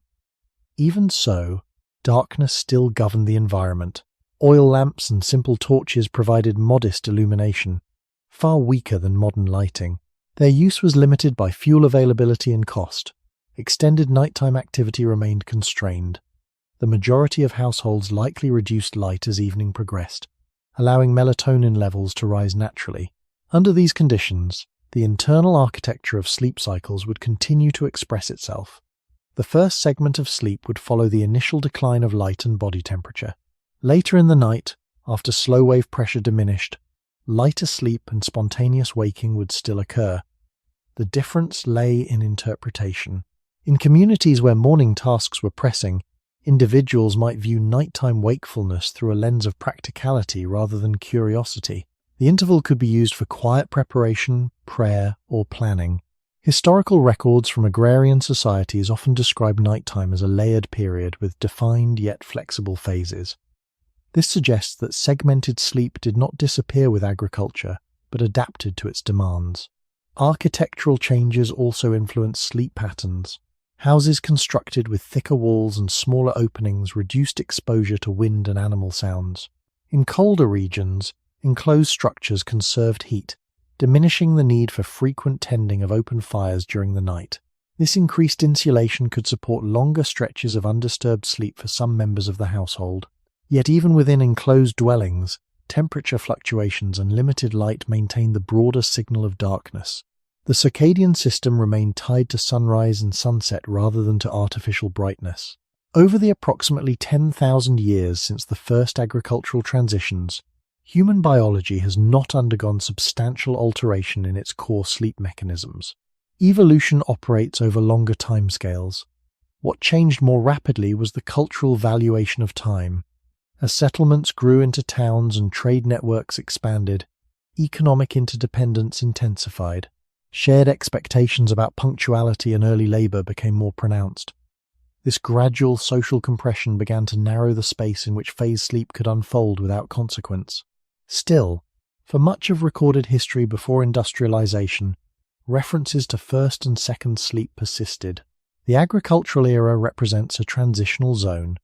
It neither fully preserved the fluidity of Paleolithic nights nor imposed the strict consolidation of modern industrial life. Instead, it introduced incremental pressures that slowly reshaped how people perceived and structured their rest, while the underlying biological rhythm of segmented sleep remained largely intact beneath these emerging social frameworks. As agricultural societies matured into more complex settlements, time itself began to take on sharper edges. Villages expanded into towns, and trade networks linked distant regions. With increasing interdependence came a growing emphasis on coordination. Markets opened at predictable hours, religious gatherings were scheduled, seasonal festivals marked specific calendar points. The measurement of time became more precise through the use of sundials, water clocks, and eventually mechanical clocks. Although these devices did not yet illuminate the night, they introduced a new way of thinking about its boundaries. Night was no longer only the absence of sunlight. It became a counted interval between obligations. This conceptual shift subtly altered how sleep was valued. In earlier hunter-gatherer contexts, the night unfolded according to environmental cues. In agricultural towns, the night increasingly served as preparation for structured daytime roles. Even without bright artificial lighting, the psychological weight of morning commitments could influence the experience of nocturnal awakenings. When someone woke between sleep segments, awareness of scheduled tasks might encourage quicker return to rest. The waking interval remained biologically possible, but its perceived neutrality diminished. Over centuries, this reorientation of time compressed the space in which phase sleep could feel ordinary. Architectural evolution reinforced this trend. Multi-room dwellings and shared urban housing created more private sleeping areas. These spaces reduced some environmental stimuli that once triggered brief arousals. Thicker walls insulated against wind and sound. Windows were often shuttered at night, limiting exposure to moonlight. Although oil lamps and candles remained dim compared to modern bulbs, their use within enclosed rooms allowed evening activities to extend later than in open camps. As bedtimes shifted gradually later, the available darkness before dawn shortened. This compression did not immediately erase segmented sleep, but it made consolidated sleep more common. By the late medieval period in parts of Europe, written references to first and second sleep coexisted with emerging urban routines. The two patterns overlapped during a transitional era. Over roughly 200,000 years of human existence, this period represents only a narrow slice. For the overwhelming majority of evolutionary time, sleep occurred in environments without precise timekeeping or extended artificial light. The agricultural and early urban phases introduced social forces that began reshaping nocturnal expectations. Yet they operated on biology that had evolved under very different conditions. The circadian system remained calibrated to natural light-dark cycles. Melatonin secretion still responded primarily to sunset and sunrise. Sleep cycles continued their 90-minute oscillations. What shifted was the cultural framing of these cycles. Night became something to optimize for daytime efficiency. In this gradual transformation, the foundations were laid for a more consolidated model of rest, though not yet enforced by bright illumination or industrial labor schedules.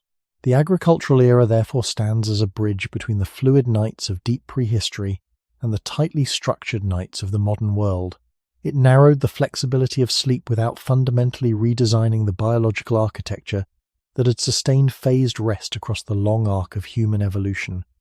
The decisive transformation of night did not arrive with agriculture alone. It accelerated with the widespread adoption of artificial illumination that was brighter, steadier, and more pervasive than fire. The introduction of gaslighting in the 18th and 19th centuries extended visible activity deep into the evening hours, particularly in urban centers. Streets that once fell into near darkness after sunset became partially illuminated. Shops remained open longer. Social gatherings shifted later. When electric lighting followed, its intensity and convenience surpassed earlier technologies. Unlike oil lamps or hearth fires, electric bulbs required no constant tending and produced stable brightness. This stability altered the relationship between human biology and darkness in a fundamental way. The circadian system, finely tuned to light exposure, interprets brightness as a signal of day. Blue wavelengths in particular suppress melatonin and delay the onset of sleepiness. Under electric light, the biological night begins later, even if the astronomical night remains unchanged. As bedtimes move closer to midnight or beyond, the total window of darkness before morning obligations narrowed. In pre-industrial contexts, a winter night might span 12 or more hours, allowing room for phase sleep. In industrializing cities, artificial light compressed effective darkness into a shorter interval. When individuals delayed sleep onset but still needed to rise at fixed hours for factory work or school, the available time for rest shrank. This compression encouraged consolidation. There was less space for a calm, waking interval between segments. Waking in the middle of the night now risked reducing total sleep below what was socially acceptable for daytime productivity. Over time, uninterrupted sleep became idealized as efficient and healthy, while segmented sleep was reframed as fragmented. Historical linguistics reflects this change. References to first and second sleep diminished as artificial lighting spread. By the late 19th century, medical literature increasingly described nighttime awakenings as disturbances. The shift did not coincide with any rapid evolutionary change in the human brain. The suprachiasmatic nucleus remained the same structure it had been for tens of thousands of years. Sleep cycles continued their internal oscillations. What changed was the environmental signal saturating those systems. Electric light, unlike fire, penetrated enclosed rooms with consistent brightness. It eliminated the gradual dimming that once guided the descent into sleep. Evening became extendable at will. Industrial schedules reinforced this transformation. Factories operated on fixed timetables requiring synchronized arrival. Alarm clocks entered households, anchoring morning to mechanical sound rather than sunrise. Night was no longer an elastic interval governed by environmental cues but a bounded segment between workdays. Within this framework, the middle waking phase lost its place. The cultural narrative shifted toward maximizing continuous rest within a compressed time frame. Over roughly 200,000 years of Homo sapiens history, this transformation occupies only the most recent fraction. For nearly all prior generations, darkness arrived without bright interruption. The biological architecture supporting phased sleep evolved under those conditions. The spread of artificial illumination did not erase that architecture. It overlaid it with new constraints. In the glow of gas lamps and electric bulbs, the ancient rhythm of three-phase sleep encountered a world that increasingly demanded consolidation. As electric lighting became common in homes rather than confined to streets and factories, the internal landscape of night changed further. Bedrooms that once relied on candles or embers were now lit by switches that produced immediate brightness. The boundary between evening and day grew indistinct. Individuals could read, work, or socialize under steady illumination long after sunset without the physical effort required to maintain a flame. This convenience altered behavior gradually but profoundly. When light remains present into late hours, the circadian system delays its nocturnal cascade.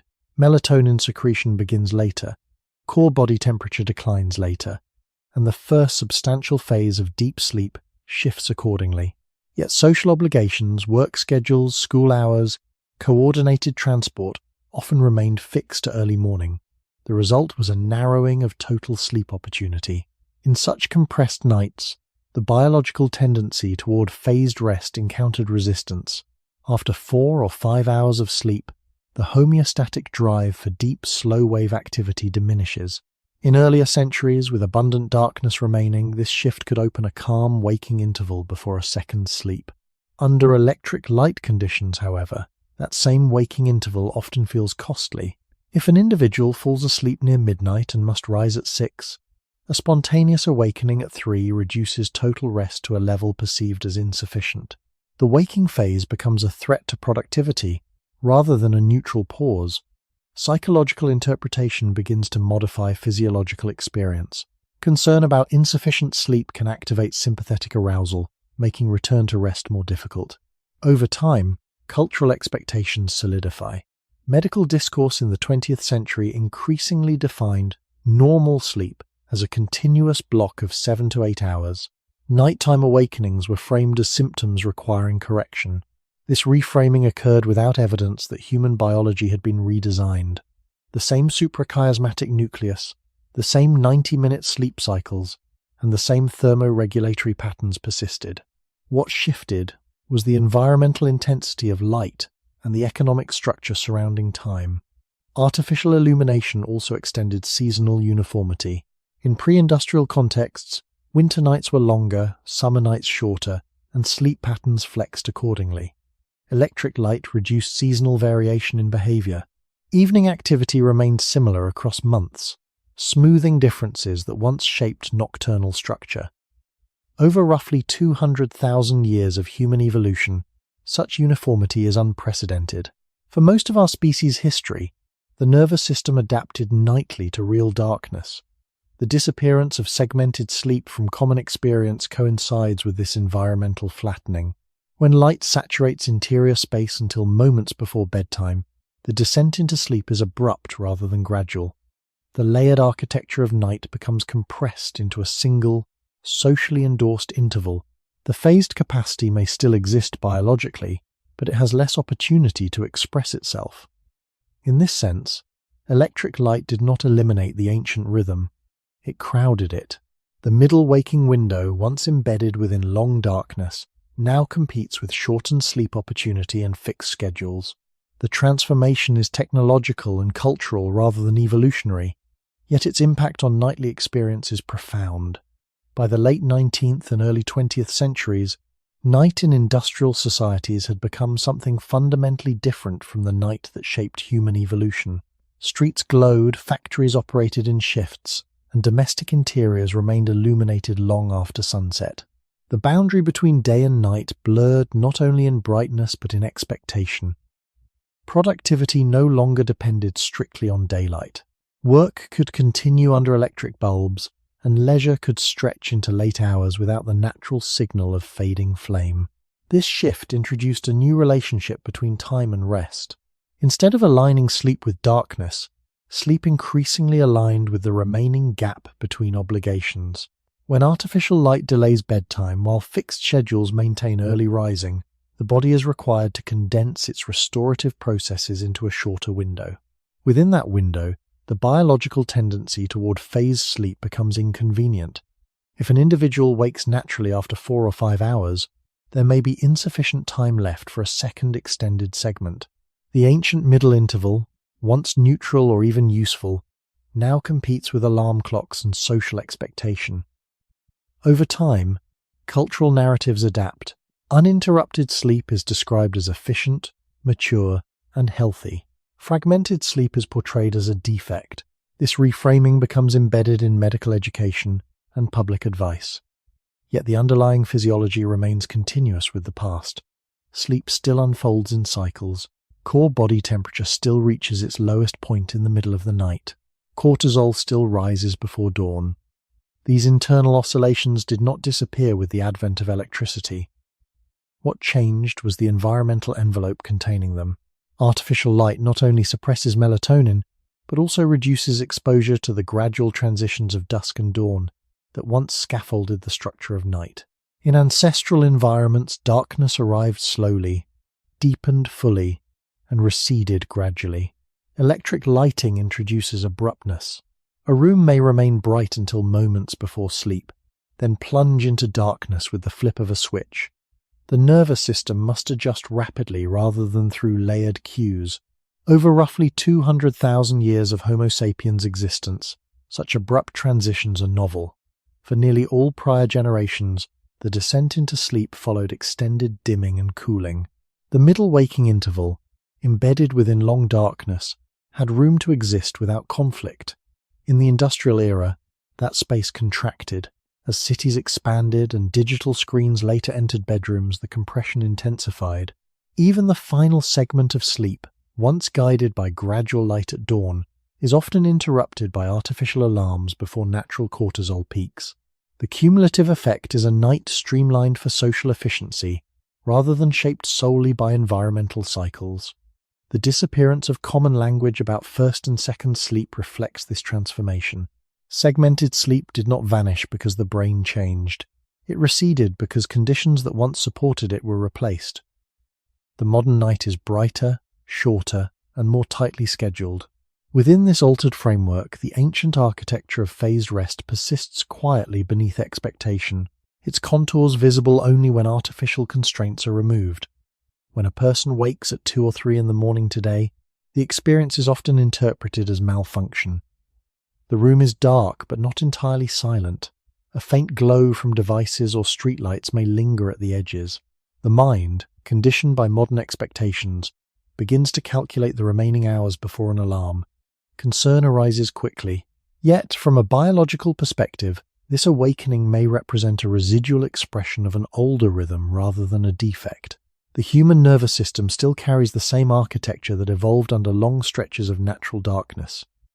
Sleep cycles continue to oscillate in roughly 90-minute patterns. After several hours of deep, slow-wave sleep, the homeostatic pressure that initially drove rest diminishes.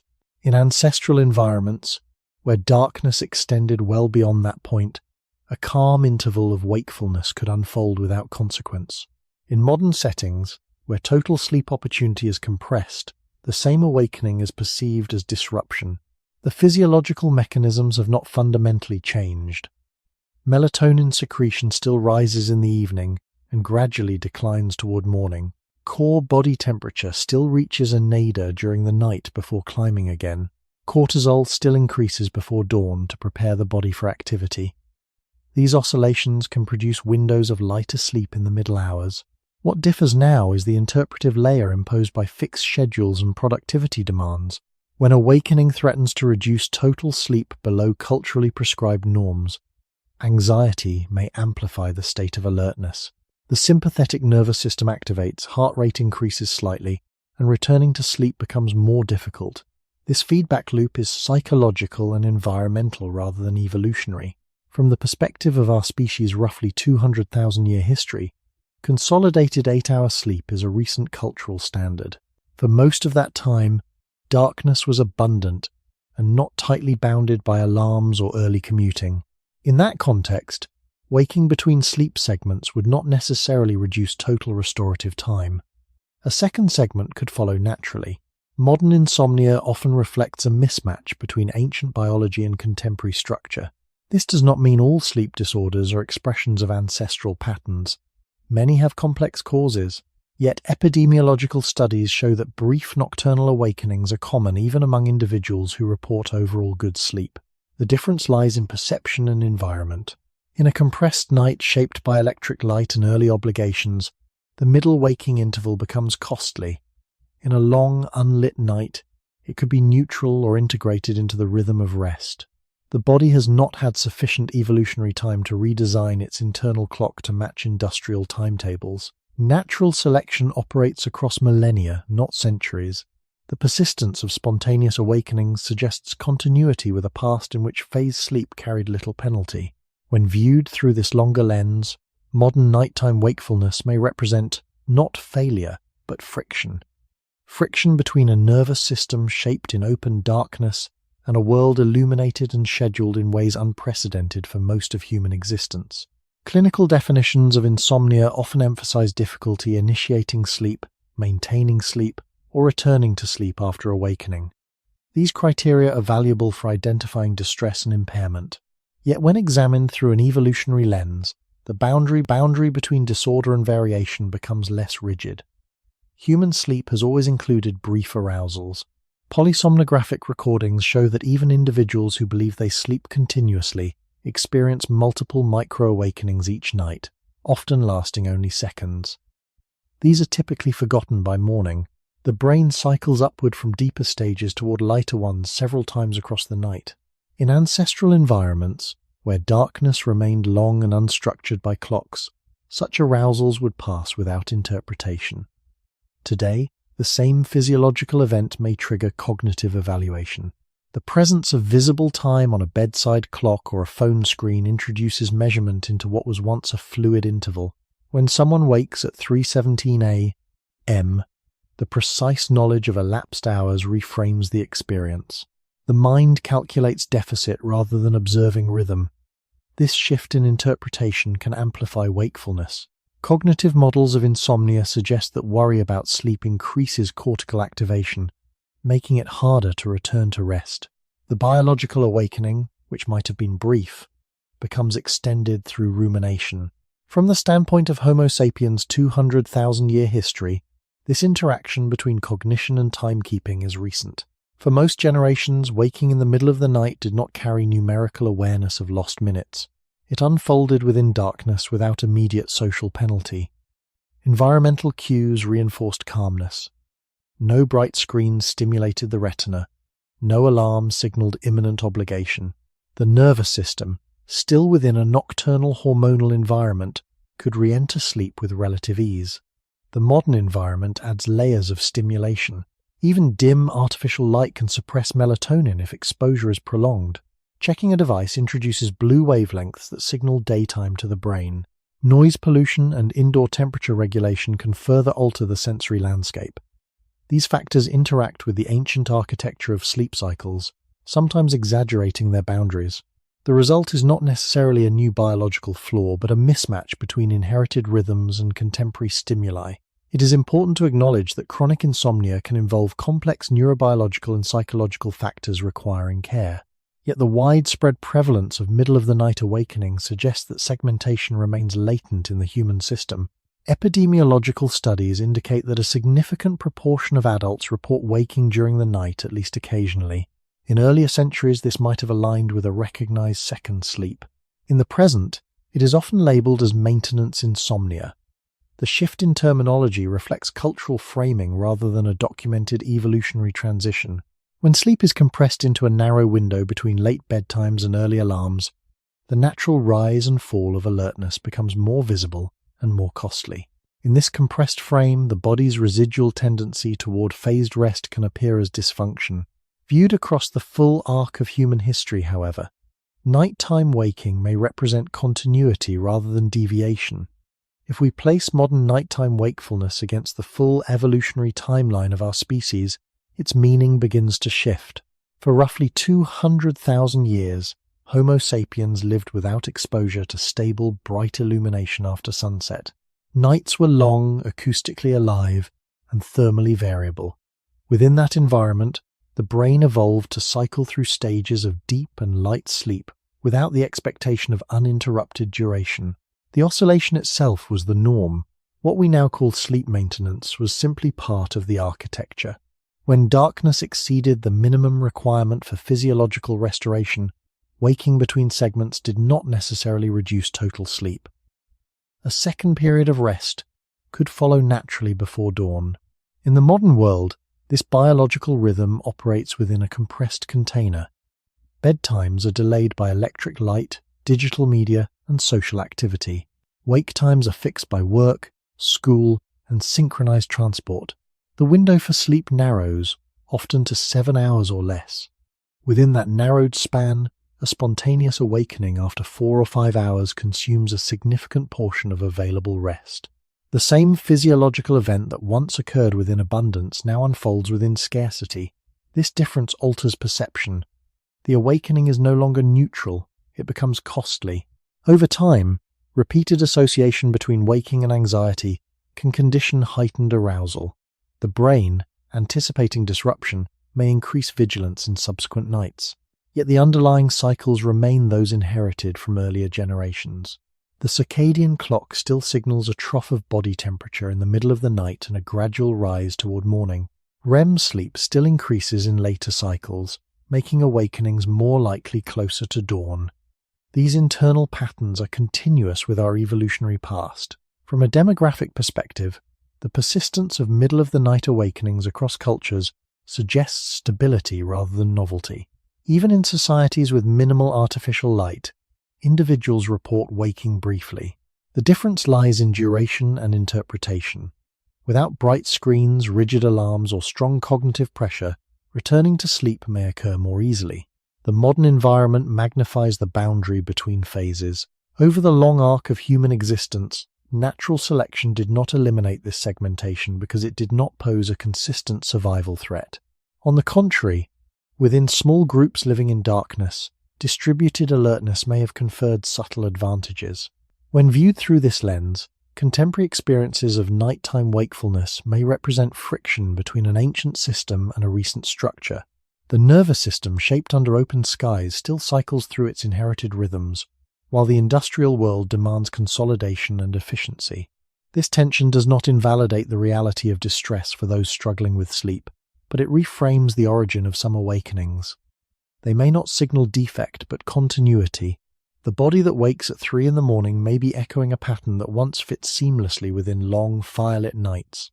In the compressed darkness of modern life, that echo becomes louder, not because it is new, but because the surrounding silence has changed. In earlier centuries, the interval between the first and second segments of sleep was not always empty. Historical accounts suggest that this period carried a particular psychological tone, quiet, reflective, and detached from the demands of daylight. Without bright illumination or immediate obligation, the waking interval existed in a softened mental space. Cognitive activity during this time appears to have differed from daytime thinking. Religious writings describe prayer or contemplation in the deep hours. Personal diaries mention introspection, memory, or subdued conversation. The mind, emerging from deep sleep yet not fully activated by morning cortisol peaks, occupies a threshold state.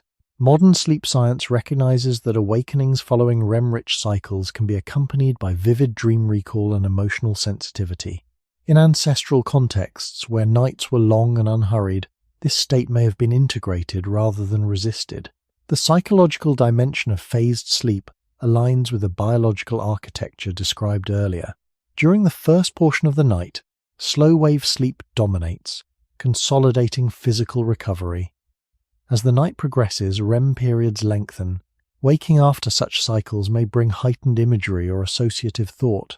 In environments without artificial stimulation, the brain remains in a nocturnal mode even while awake. Dim light, low temperature, and minimal noise preserve the boundary between night and day. The waking interval, therefore, becomes a continuation of the night rather than an interruption of it.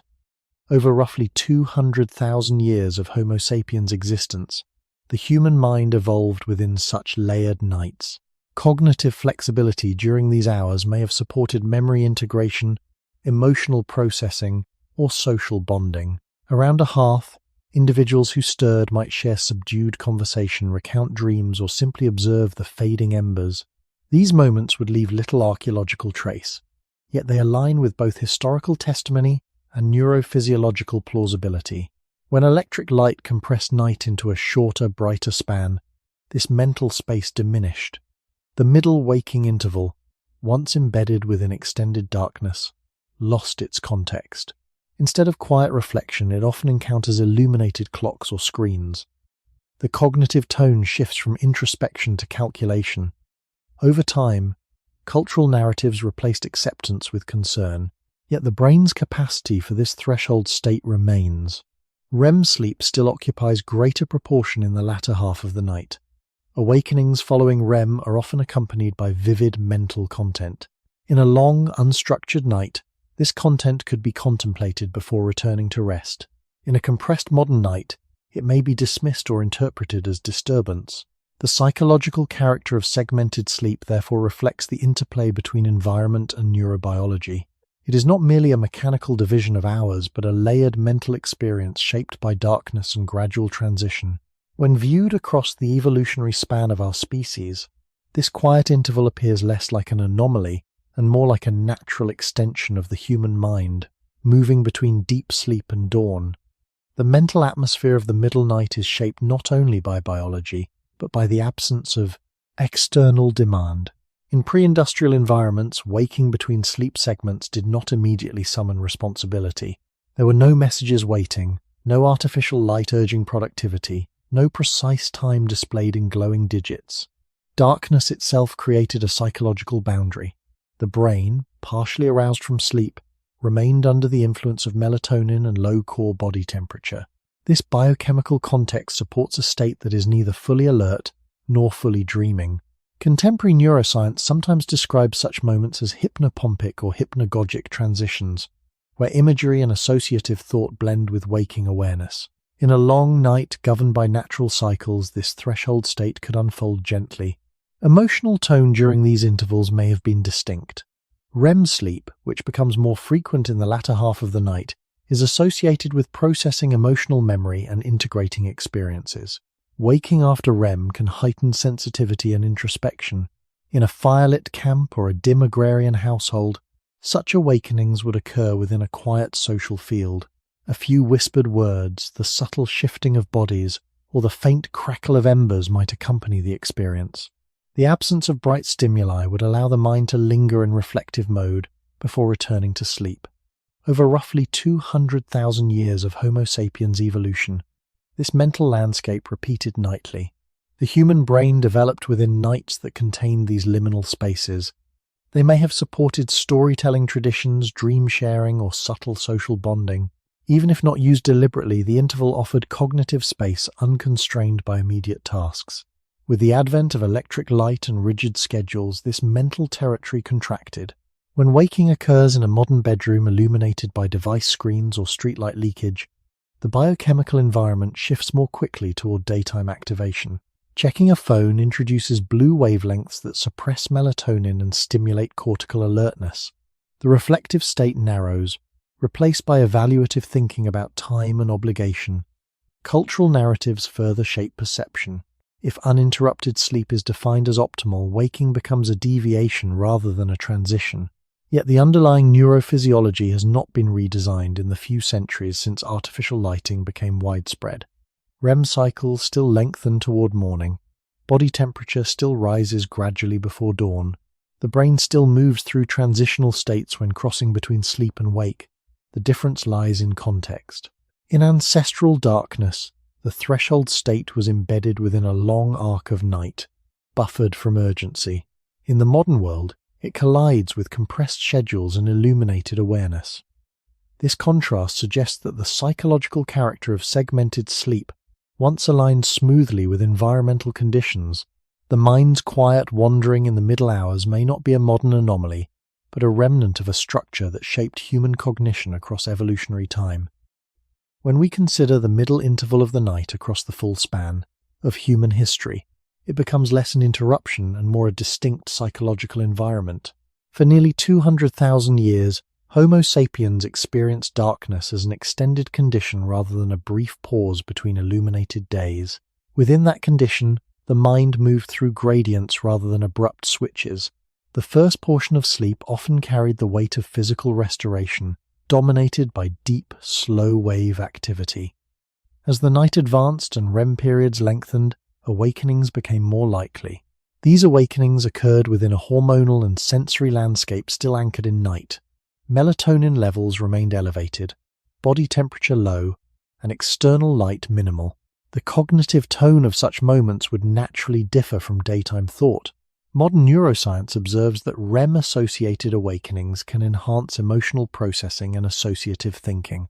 In ancestral settings where no immediate tasks demanded attention, this state may have allowed memory fragments, dreams, and subtle reflections to surface without urgency. Around a hearth or within a dimly lit dwelling, the environment reinforced calmness. There was no sudden flood of bright light to signal productivity. No mechanical alarm imposed a sharp boundary. The mind could dwell briefly in an intermediate space before descending again into a second segment of sleep. Over generations, this pattern would have become familiar rather than alarming. Cultural practices may have grown around it. Historical accounts from agrarian societies describe quiet prayer, contemplation, or subdued conversation during the interval between sleeps. Even if such activities were not universal, they demonstrate that the waking phase once had social recognition. In contrast, modern environments often strip this interval of context. Artificial light can intrude even when not deliberately switched on. Digital clocks quantify minutes, and cognitive attention shifts toward calculation.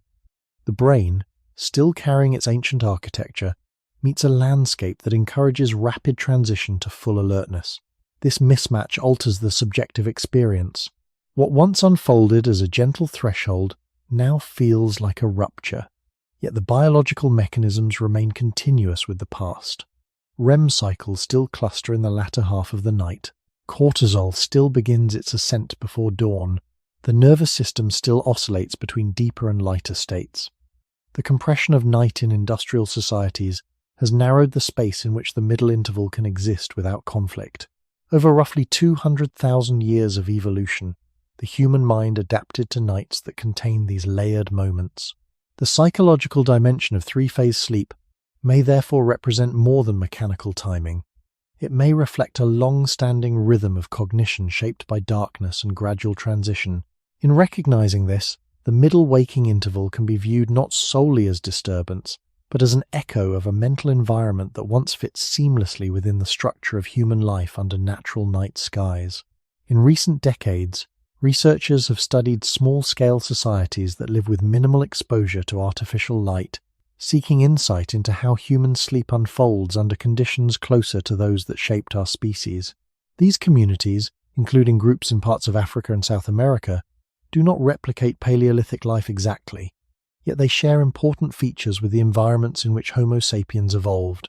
Limited electric illumination, strong reliance on daylight for activity, and social organization centered around communal space. Observational studies using wearable sleep monitors have revealed patterns that differ from modern urban expectations. Individuals in these groups often fall asleep several hours after sunset rather than immediately, spending time in conversation or quiet activity around low-intensity firelight. Total sleep duration typically averages less than the 8-hour ideal promoted in industrial societies, often closer to 6 to 7 hours.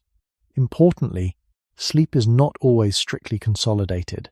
Brief awakenings during the night are common, though they are usually short and not reported as distressing. In some communities, there is evidence of variation in sleep timing across age groups, with adolescents staying awake later and older adults rising earlier, creating overlapping phases of alertness within the group. This distribution resembles the demographic layering inferred from archaeological and evolutionary reasoning. Environmental factors in these settings reinforce biological rhythms rather than overriding them.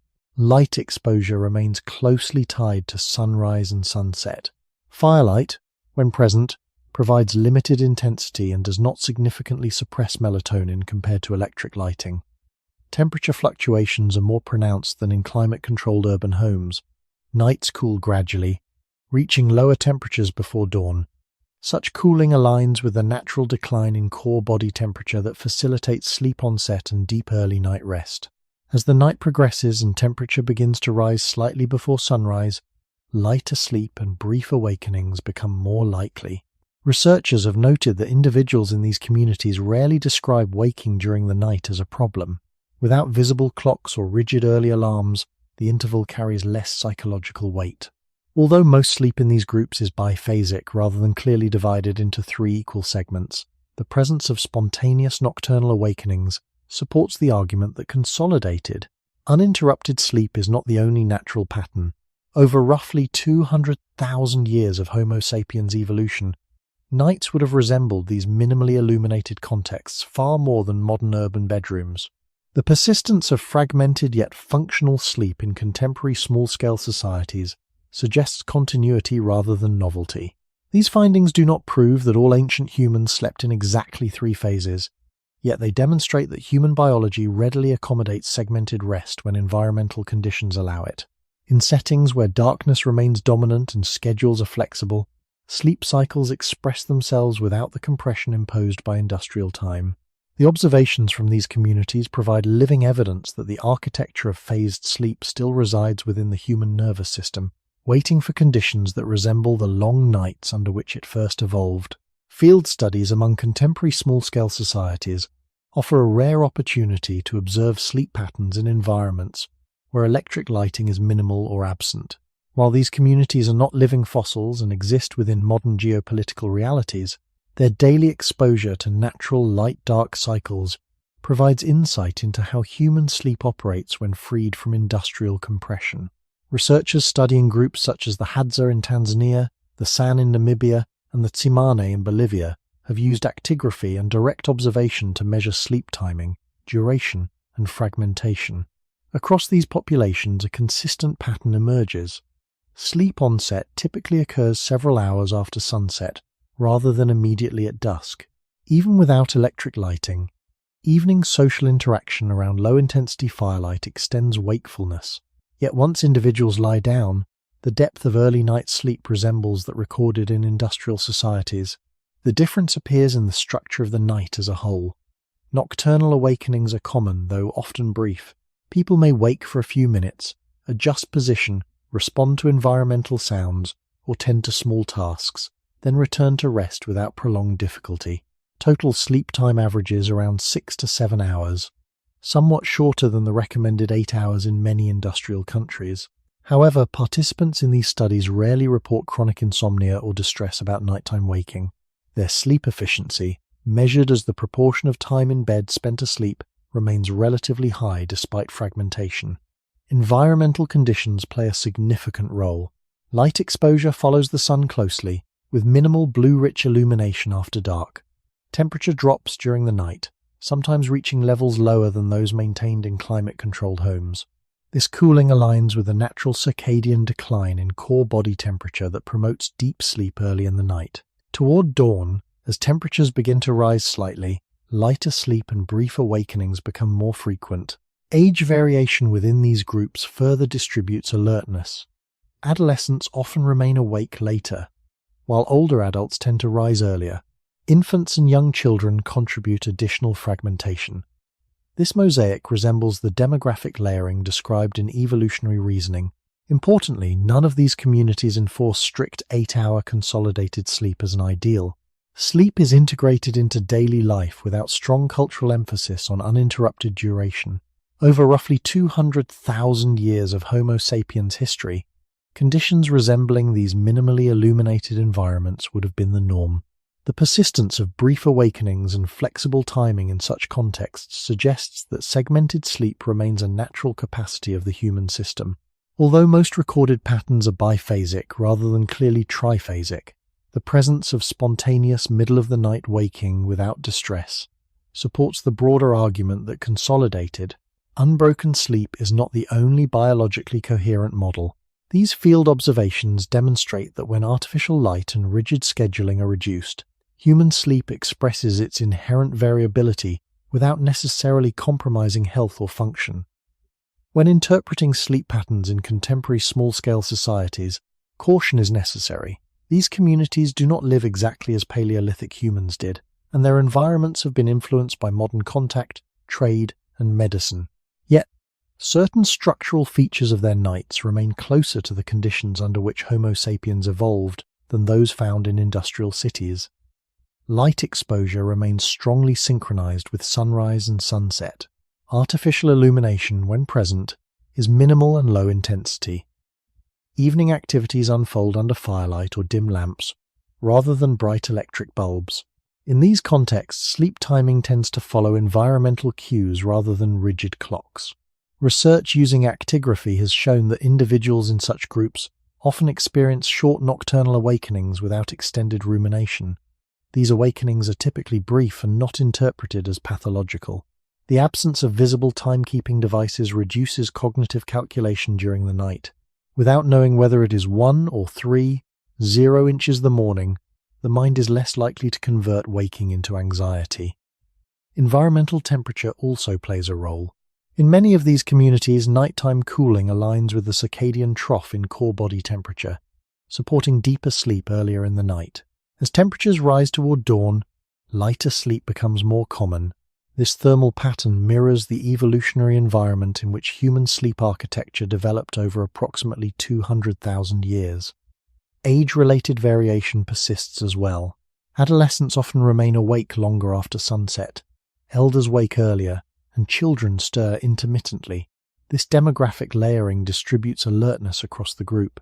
Although researchers do not consistently observe a rigid 3-phase schedule, the presence of flexible, segmented rest supports the broader argument that consolidated 8-hour sleep is not a universal biological constant. Instead, sleep appears responsive to environmental light, temperature, and social structure. Importantly, overall health outcomes in many of these populations do not indicate widespread dysfunction due to fragmented nights. Cardiovascular markers, metabolic health, and daytime functioning vary for many reasons, but habitual brief awakenings do not appear inherently damaging in these contexts. This suggests that the human organism tolerates, and perhaps expects, some degree of nocturnal segmentation. Over the vast arc of Homo sapiens history, nights unfolded under conditions more similar to these minimally illuminated environments than to modern urban bedrooms saturated with electric light. The persistence of short awakenings without distress in such societies strengthens the argument that phase sleep remains embedded within our biological design.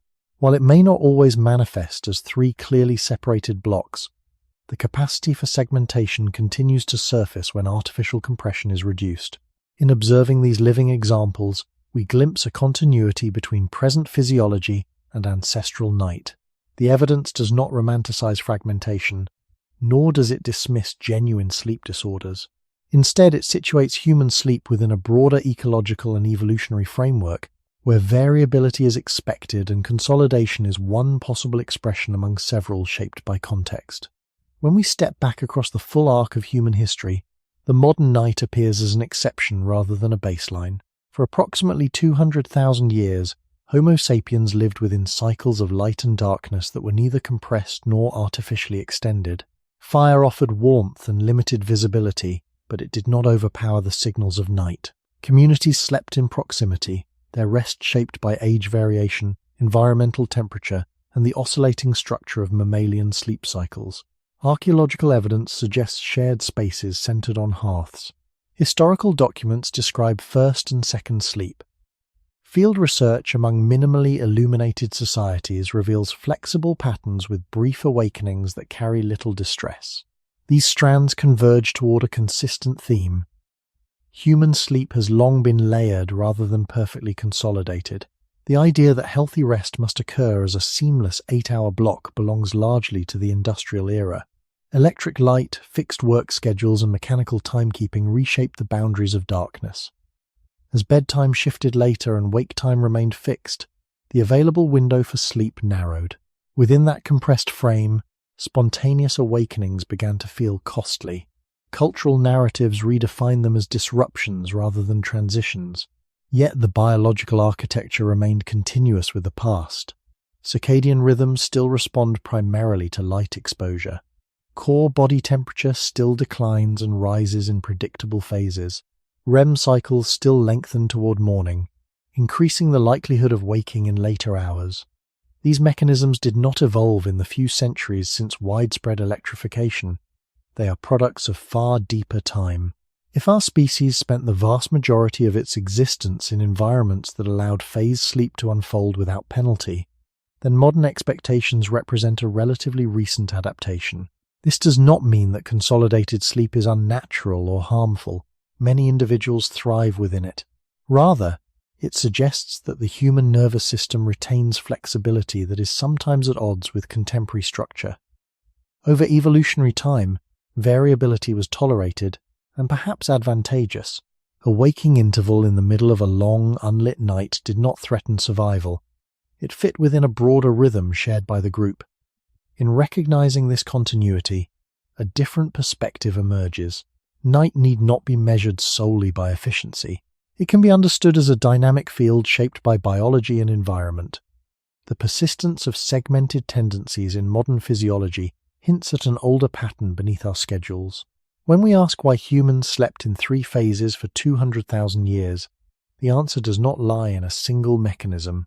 It lies in the alignment of circadian biology, demographic diversity, environmental darkness, and social organization sustained across millennia. The modern night, illuminated and tightly scheduled, represents a narrowing of that alignment. Whether this narrowing is permanent or reversible remains uncertain. What is clear is that the body still carries the imprint of nights far older than electric light, nights in which sleep rose and fell like a tide, rather than forming a single unbroken shore. If the structure of human sleep was shaped across millennia of long, unlit nights, then the modern experience of rest can be understood as a negotiation rather than a replacement. The nervous system does not instantly adapt to technological change. Over roughly 200,000 years, circadian rhythms synchronized to sunrise and sunset. Body temperature cycled predictably, and sleep architecture oscillated between deep and light stages. These mechanisms remain active today. What has shifted is the environmental envelope in which they operate. Artificial illumination shortens perceived darkness. Social obligations anchor wake time to alarms rather than dawn. Climate control stabilizes temperature, reducing some of the external cues that once reinforced sleep phases. Within this altered landscape, the body continues to express its inherited rhythms. Sometimes these rhythms align smoothly with modern schedules. At other times, they surface as friction. A waking interval at 3 in the morning may reflect the same internal pattern that once unfolded without conflict in a 12-hour night. The difference lies in context and interpretation. Over generations, cultural narratives have elevated consolidation as the gold standard of healthy sleep. Medical guidelines emphasize duration and continuity, often for valid reasons related to daytime function and safety. Yet evolutionary history suggests that continuity was not the only viable form. Flexibility characterized much of human rest across continents and climates. This perspective does not romanticize fragmentation or dismiss the genuine distress of chronic insomnia. Instead, it situates modern sleep difficulties within a broader timeline. The body that wakes during the night may not be malfunctioning. It may be operating according to an older template, encountering a new structure. In minimally illuminated societies studied today, brief awakenings rarely provoke alarm. People return to sleep without measuring deficit. The absence of constant light and rigid scheduling reduces cognitive arousal. These observations hint that some aspects of modern sleep anxiety arise from environmental compression rather than from biological inadequacy. As we consider the question of why humans slept in 3 phases for so much of their history, a larger theme emerges. Sleep is not only a biological necessity but a dialogue between organism and environment. When darkness was abundant and time less quantified, that dialogue allowed space for layered rest. In a world saturated with light and precision, the dialogue tightens. Whether future societies will recalibrate their relationship with night remains uncertain. What can be said with confidence is that the architecture of human sleep still carries the imprint of ancient rhythms. The tide-like movement between deeper and lighter states persists beneath the surface of modern expectation. In recognizing this continuity, we are left not with a prescription, but with a question about alignment. How might our understanding of night change if we remembered that for nearly all of human existence, sleep unfolded in phases rather than in a single unbroken line? For most of human history, night was not an enemy to conquer or a problem to optimize. It was a landscape to inhabit. Darkness arrived gradually, cooled the air, softened sound, and slowed movement. Within that landscape, the human body moved through its inherited cycles. Deep sleep early, lighter sleep later. Moments of quiet wakefulness woven between. For roughly 200,000 years, this pattern unfolded without clocks, without alarms, without bright interruption. It was shaped by firelight, by shared proximity, by the age structure of small groups, and by the steady turning of the earth. The three-phase structure was not imposed. It emerged from alignment. Circadian biology, environmental darkness, and communal life reinforced one another. When artificial illumination reshaped night, that alignment narrowed.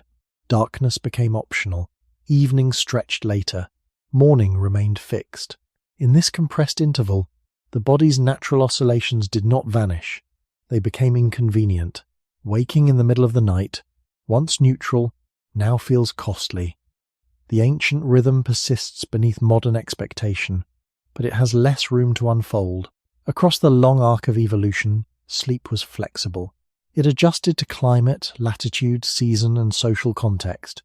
The nervous system that carries us today is continuous with those earlier generations who rested under open skies and dim embers. Their nights were layered rather than sealed. The mind crossed thresholds between dreaming and waking without alarm. The body released and regained tension in phases rather than in a single uninterrupted descent. Recognizing this continuity does not prescribe abandoning modern life or rejecting consolidated sleep. It offers perspective. If the human organism evolved within long darkness that allowed sleep to ebb and flow, then occasional nocturnal waking may not signal failure. It may reflect an older design meeting a newer structure. The question is not whether one pattern is superior, but how environment and biology interact. Over 200,000 years, that interaction favored rhythm over rigidity. As electric light and mechanical time continue to define our nights, the imprint of those earlier rhythms remains within us. Perhaps the more enduring insight is this: sleep has never been only about duration. It has been about alignment between light and hormone, between temperature and muscle, between individual and group, between Earth's rotation and the human nervous system. When humans slept in three phases for most of their existence, it was because night itself unfolded in layers.